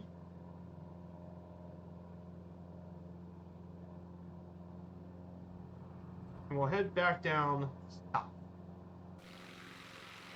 Goodbye to Boston. We make our way down to Quincy. Now, I didn't put any notes for Quincy, Massachusetts. But Quincy, Massachusetts, fun enough, for guys that don't know, the historic city of Quincy is 121,000 people. It's the 7th largest city in the state. However, the nickname for this is the City of Presidents. As no joke, this is the birthplace of 2 U.S. presidents, John Adams and his son John Quincy Adams. As well as being the birthplace of John Hancock, the first signer of the Declaration of Independence, and the first and third governor of Massachusetts. It was founded in 1625. And at one point it was home to a thriving granite quarry industry, as well as the U.S.'s first commercial railroad, the Granite Railway. Also, Dunkin' Donuts was founded here in the city. Wow. But really cool history about Quincy. Some people probably don't know about it. But we'll be business flying over Quincy soon enough. So I'm going to go ahead and wrap up some of the rest of the information about Massachusetts. Go over, and I'm going to cover the rest of the slides here about the state.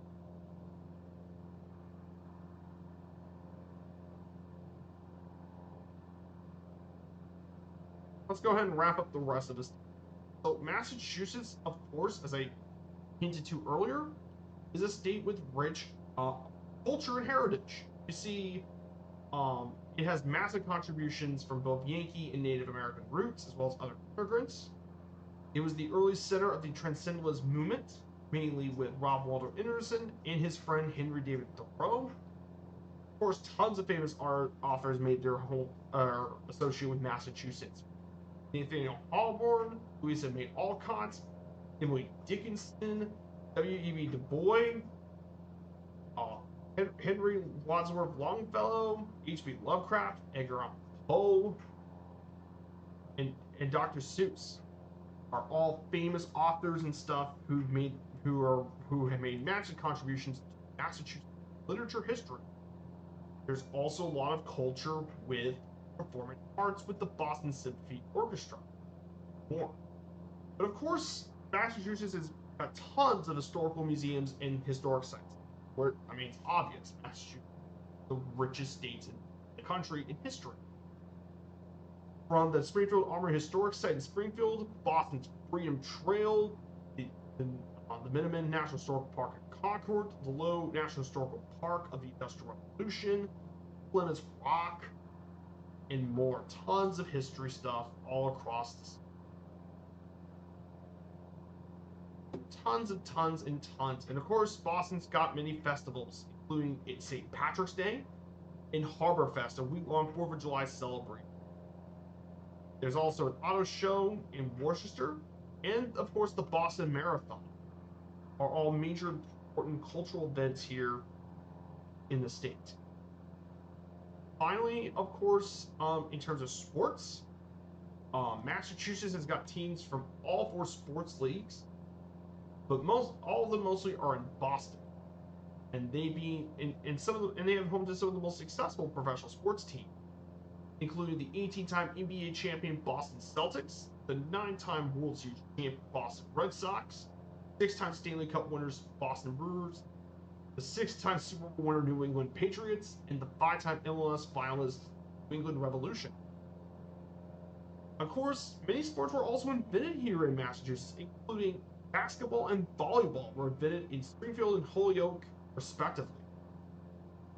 Of course, there's also several Division I programs, most notably Boston College at Chestnut Hill and University of Massachusetts at Amherst. Of course, there's also Harvard, who plays in the Ivy League, and the College of Holy Cross, some of the other universities that make their home here in Massachusetts. So pretty cool stuff about the U.S. state of Massachusetts. Finally, we only have 2 more slides left. Hey, Larry Goffman, good to see you. Welcome on in, my dude. It's been pretty quiet today in the chat, mostly. It's mostly been me doing some stuff in the chat. But good to see you, Larry. Yes, Massachusetts people can be rude. That is true. But we didn't. Yes, Patriots fans are irritating. Trust me, Larry. I had to grow up as a Colts fan and having to watch the Patriots just beat Indianapolis in the postseason. Don't think I don't remember that? I grew up watching Manning struggling against New England for most of the postseason. I had to actually celebrate for a whole night watching Manning finally beat New England in 2006. Trust me, as a Colts fan, I know how to deal with Patriots.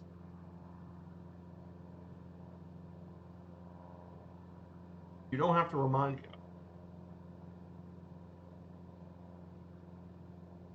But yes, we actually started back in North Adams. By the Berkshires. Made our way down to Springfield, home of the Springfield Armory and the Basketball Hall of Fame. Then we went to Worcester, the 2nd largest state, and then we went through Concord, Salem, then we just got past Boston. Now heading towards Plymouth. That's what we're doing here.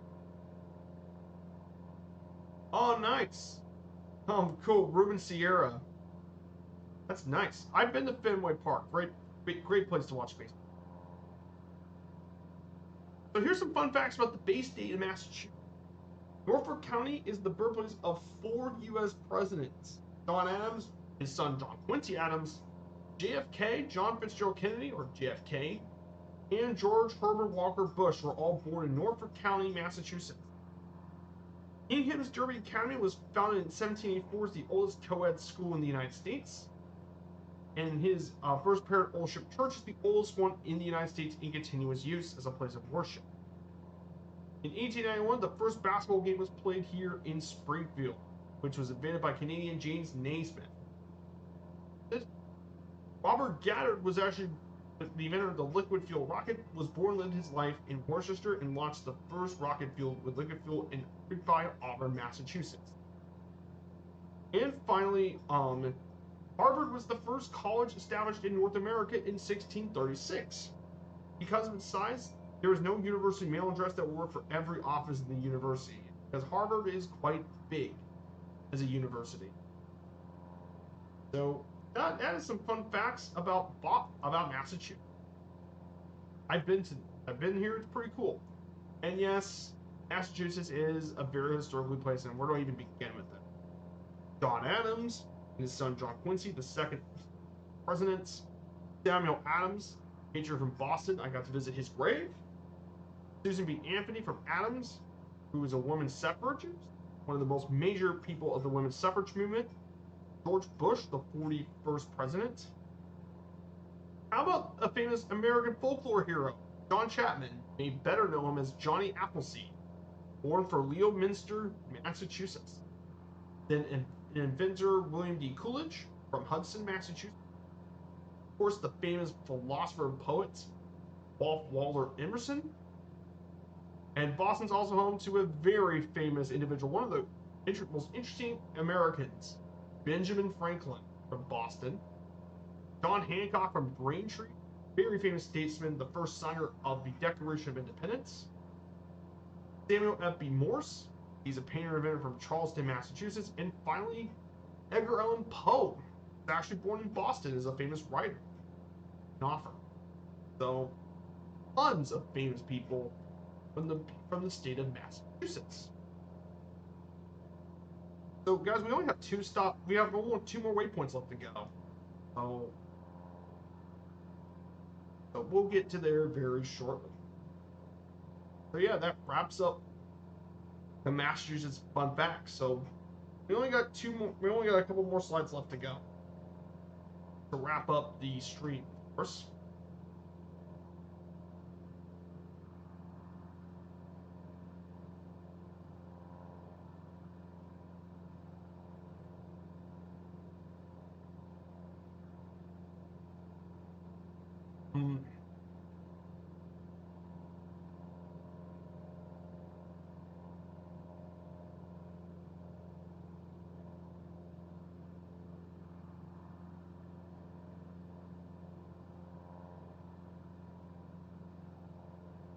Of course, later today, I'll be posting the next state we'll be covering, Massachusetts. We'll be posting that very, very shortly. For Maryland, we'll post that for Sunday's stream. For Maryland, we'll cover all about Maryland. That's. Oh yeah, the actual Puritans were. Oh yeah, where do I even begin with the Puritans? Yes, they are definitely not fun people. I would tell you much. So if you guys aren't aware about the Puritans, of course, you see the reason why they actually fled much of it is because they sought to rid the Church of England of what they consider to be Roman Catholic practices. So apparently they view the Church of England to not be Protestant enough. I mean, the Church of England already split from the Catholic Church back by King Henry VIII, because apparently of his failure to secure an annulment of his marriage, Catherine of Aragon, because he couldn't divorce.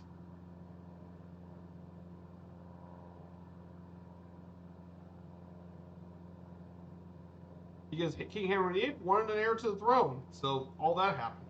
But still, they were still dissatisfied with the English Reformation. They wanted greater purity of worship, even more so than the Church of England. It wasn't until so apparently some of their beliefs, they are even more Reformed tradition. So basically, you can't even have holidays like you said. No Christmas. They outlaw Christmas, and they viewed and they did a lot of stuff. They were very religiously impure. They banned Christmas and all that. They had regulated behavior, regulated all sorts of stuff.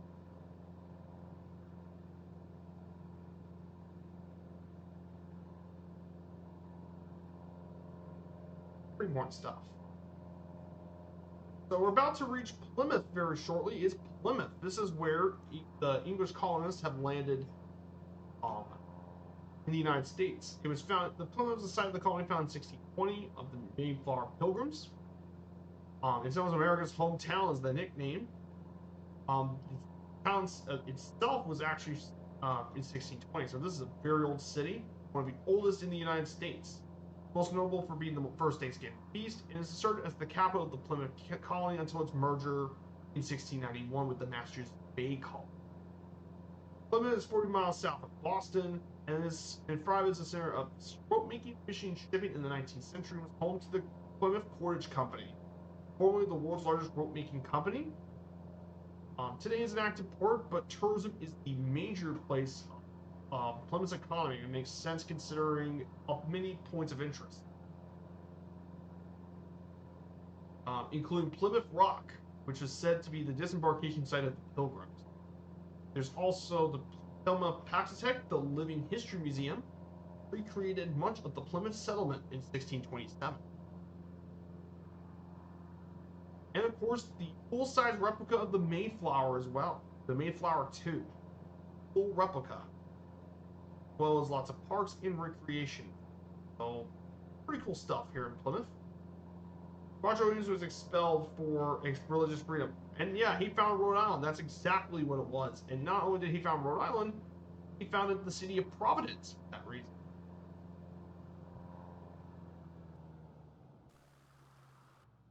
And in fact, we visited Rhode Island. We're going to visit Rhode Island not too far. We'll be visiting Rhode Island in, let's see, 1, 2, 3 weeks. So the next 3 weeks of stream. So it'll be 3 weeks. We'll visit here in 3. That would be 1, 2. Yeah, it'll be 3 weeks. We'll be visiting Rhode Island. 3 weeks on Sunday. We'll be visiting Rhode Island. And we'll talk about that. Of course, we'll have to take something slow for that. Yeah, pretty neat. We'll be flying around Plymouth.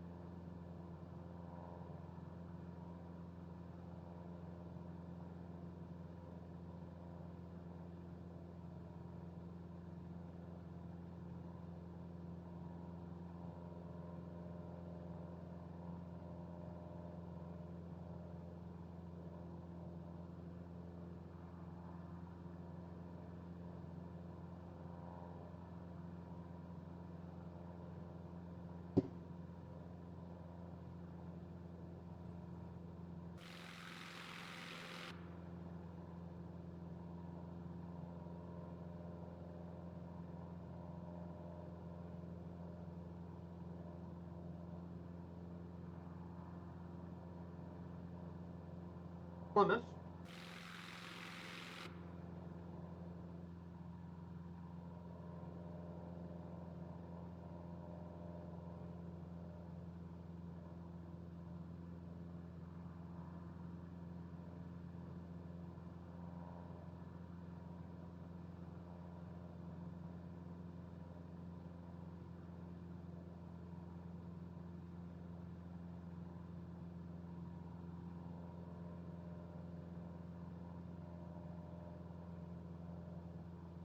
Here's Plymouth.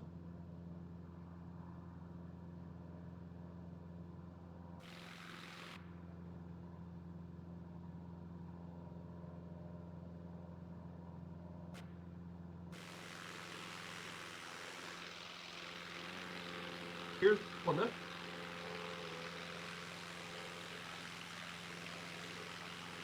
Plymouth.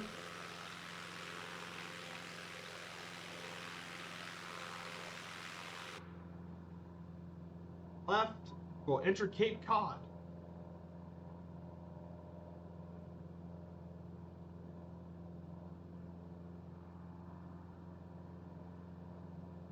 We'll make our way past Cape Cod.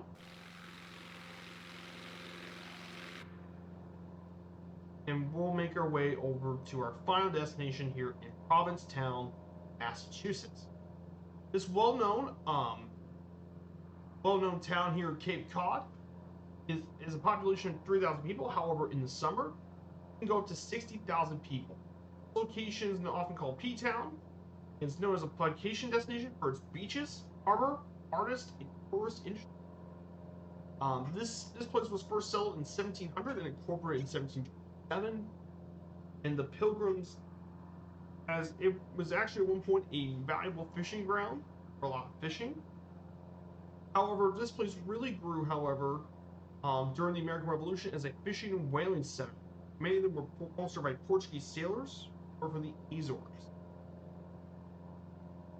Big part of all of it as well. It was also a big place for the American Revolution, as Cape Cod was blockaded by the British.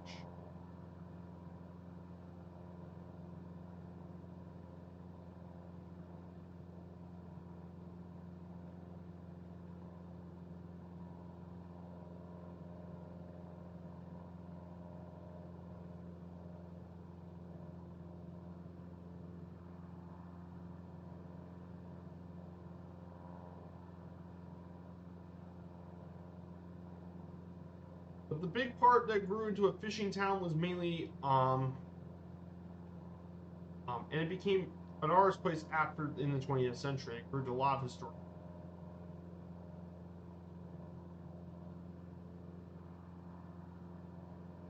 It's also especially known for being LGBT and all that as well. Big parts of Providence Town. Very big um, place for tourism. Mainly, the big part about arts and culture has been mainly with fine arts and all that, as well as being well known for a lot of film festivals and more. Pretty cool stuff, and it's been featured in pop culture a few times. Well, Providence Town, really neat little place. We'll fly around for about 23 nautical miles. And we'll wrap up the stream here. And finally, Providence Town Airport is mainly used for general aviation, though it does have one scheduled service by Cape Air to Boston. It was used during the off season. It operates 3 flights a day from Cape Air during off season. On summer weekends, flights are around 45 minutes from Boston to Provincetown. It was built in the 1940s to handle DC-3s, where they used Cessna Bobcats and more. But it's also it's mainly general aviation is the thing that flies in and out of there. Oh yeah, Cape Air is definitely famous. Cape Air is definitely famous. It's been around since 1989. They actually headquartered here at Hyannis, which is actually just further south, which is on the other side of the Cape from Provincetown.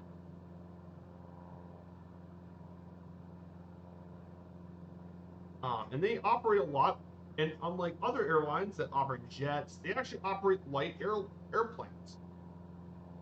Like, instead of operating your traditional airliners, they operate British Norman Islanders in the Caribbean, Cessna 4742s, though they're being phased out. And they're replacing it by the Aviation Alice, become the first use of an electric aircraft for passengers. And they're also using the Technim P2002 Travelers. So that's what they mainly do, and they operate a lot of the smaller airports in New England to get to. And I think it's cool though they get to do flights to places that you wouldn't normally expect. They even have their own seaplane base as well, but they do fly to quite a lot of destinations, including working with JetBlue.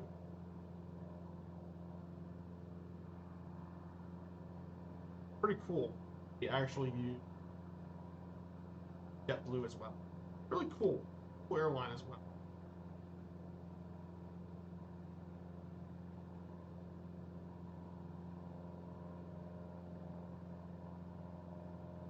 So yeah, they do 30 destinations airport.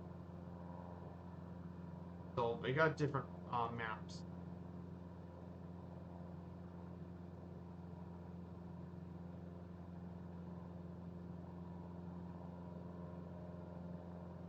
Here's Cape Air's website.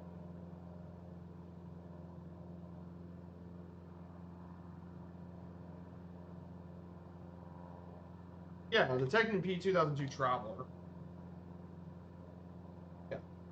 think they already have a tech planes. So, for example, they have different route maps. So, for example, out of Boston, they fly to Provincetown. They can fly from Boston. They can go as far north as Bar Harbor, which we'll be visiting Maine soon. Which I've been to Bar Harbor, great place. They fly a lot of the Cape Cod area, Martha's Vineyards, Nantucket, Hyannis, New Bedford, but they also fly as far west as JFK and also to Saranac Lake. I've been to the Adrianax in MSF's 2020. Absolutely gorgeous place. Love flying to the Adrianax. Really neat place. Then the Caribbean, they fly out San Juan to Kitts, Nevis, Anguilla, Pola, St. Thomas, Roy. They also fly in Montana a lot, which is crazy to think about. They fly a lot in Montana, but it's to a lot of the more isolated communities in eastern Montana.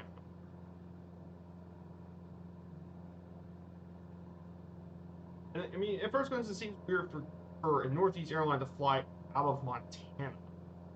It's a little weird.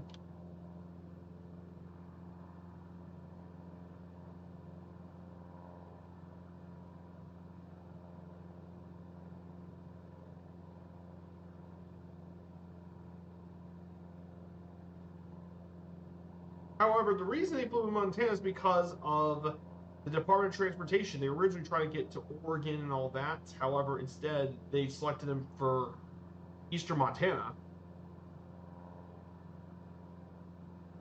They're pretty cool to think about they need to do in Montana. I know. Nashville. Yeah, I know. They used to fly Destin.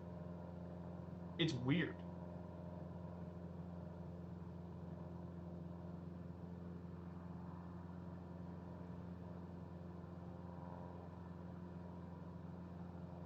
They even offer flights to Evansville and South Bend from Indiana too. They were also involved in here as well. Yeah, they fly all sorts. Crazy. Here's Provincetown, but before we get to Provincetown,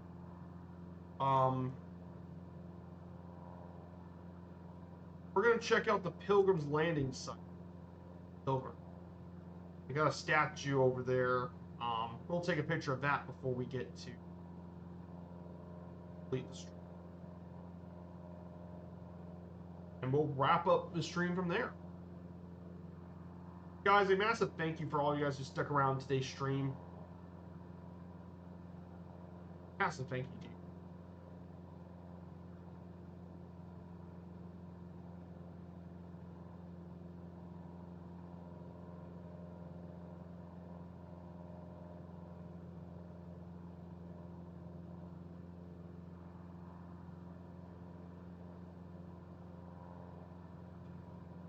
So I'm also currently working on more notes. I'm now getting ready to start on Hot Springs National Park, one of the most unique national parks in the country.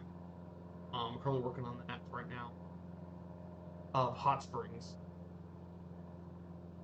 Talk about that.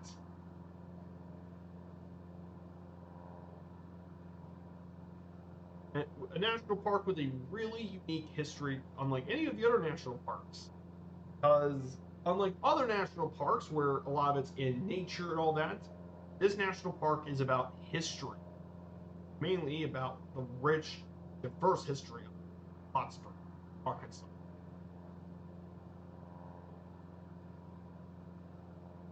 That might be the point too. They're pretty isolated communities. Like they're important for oil and gas, but they're also really isolated for that reason.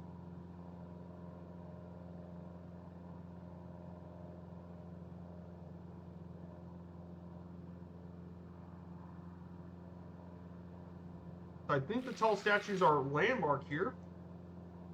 Yes, the Pilgrim Monument in Provincetown Museum.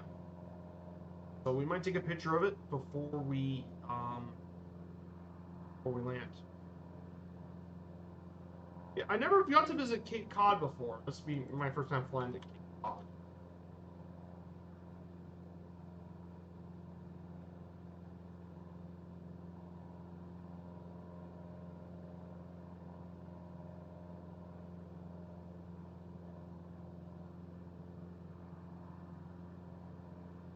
is, guys, Providence Town.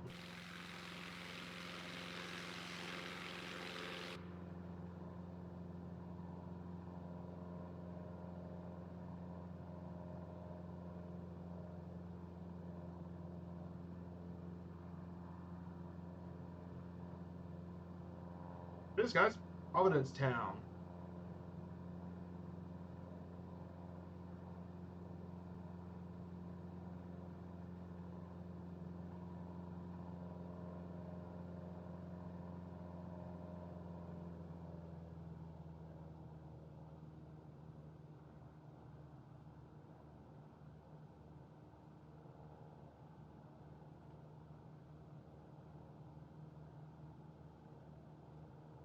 And yes, this is a POI landmark in the sim, by the way.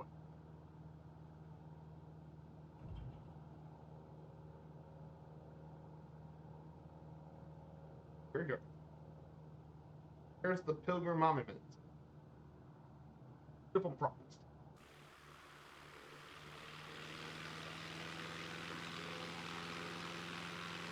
Oh.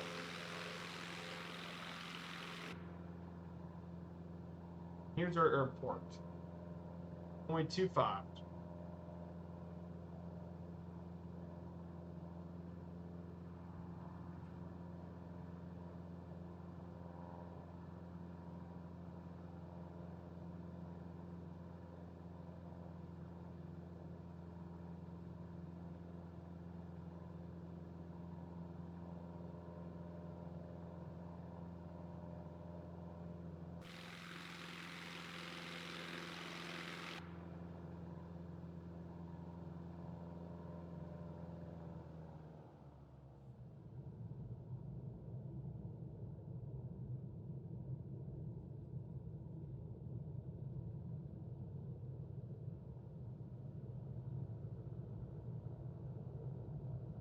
Here we go, guys. The final landing in Providence.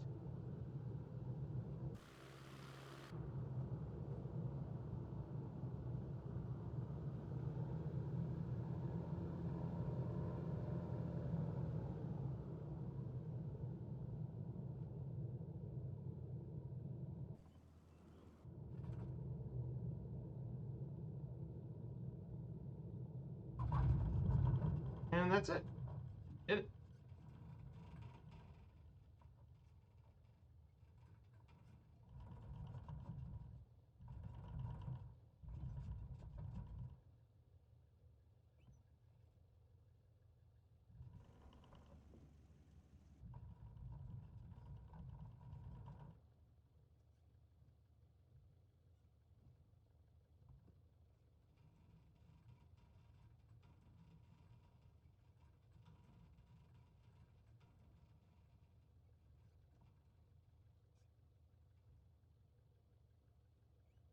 Guys.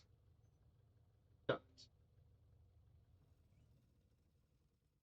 Welcome to Providence Town, Massachusetts. Sorry, the Cape provides EAS. Exactly. Guys, we've officially done it, guys. Welcome, Providence Town. This would be the end for today's stream. Guys, thank you all so much for coming here today on this Friday stream. I hope you guys learned everything you need to know about the U.S. state of Massachusetts today.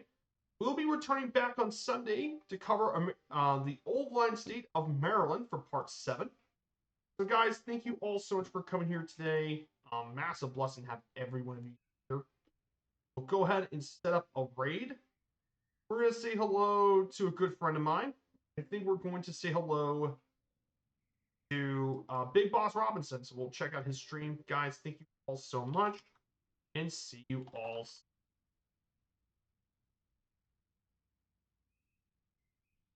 Goodbye, everyone.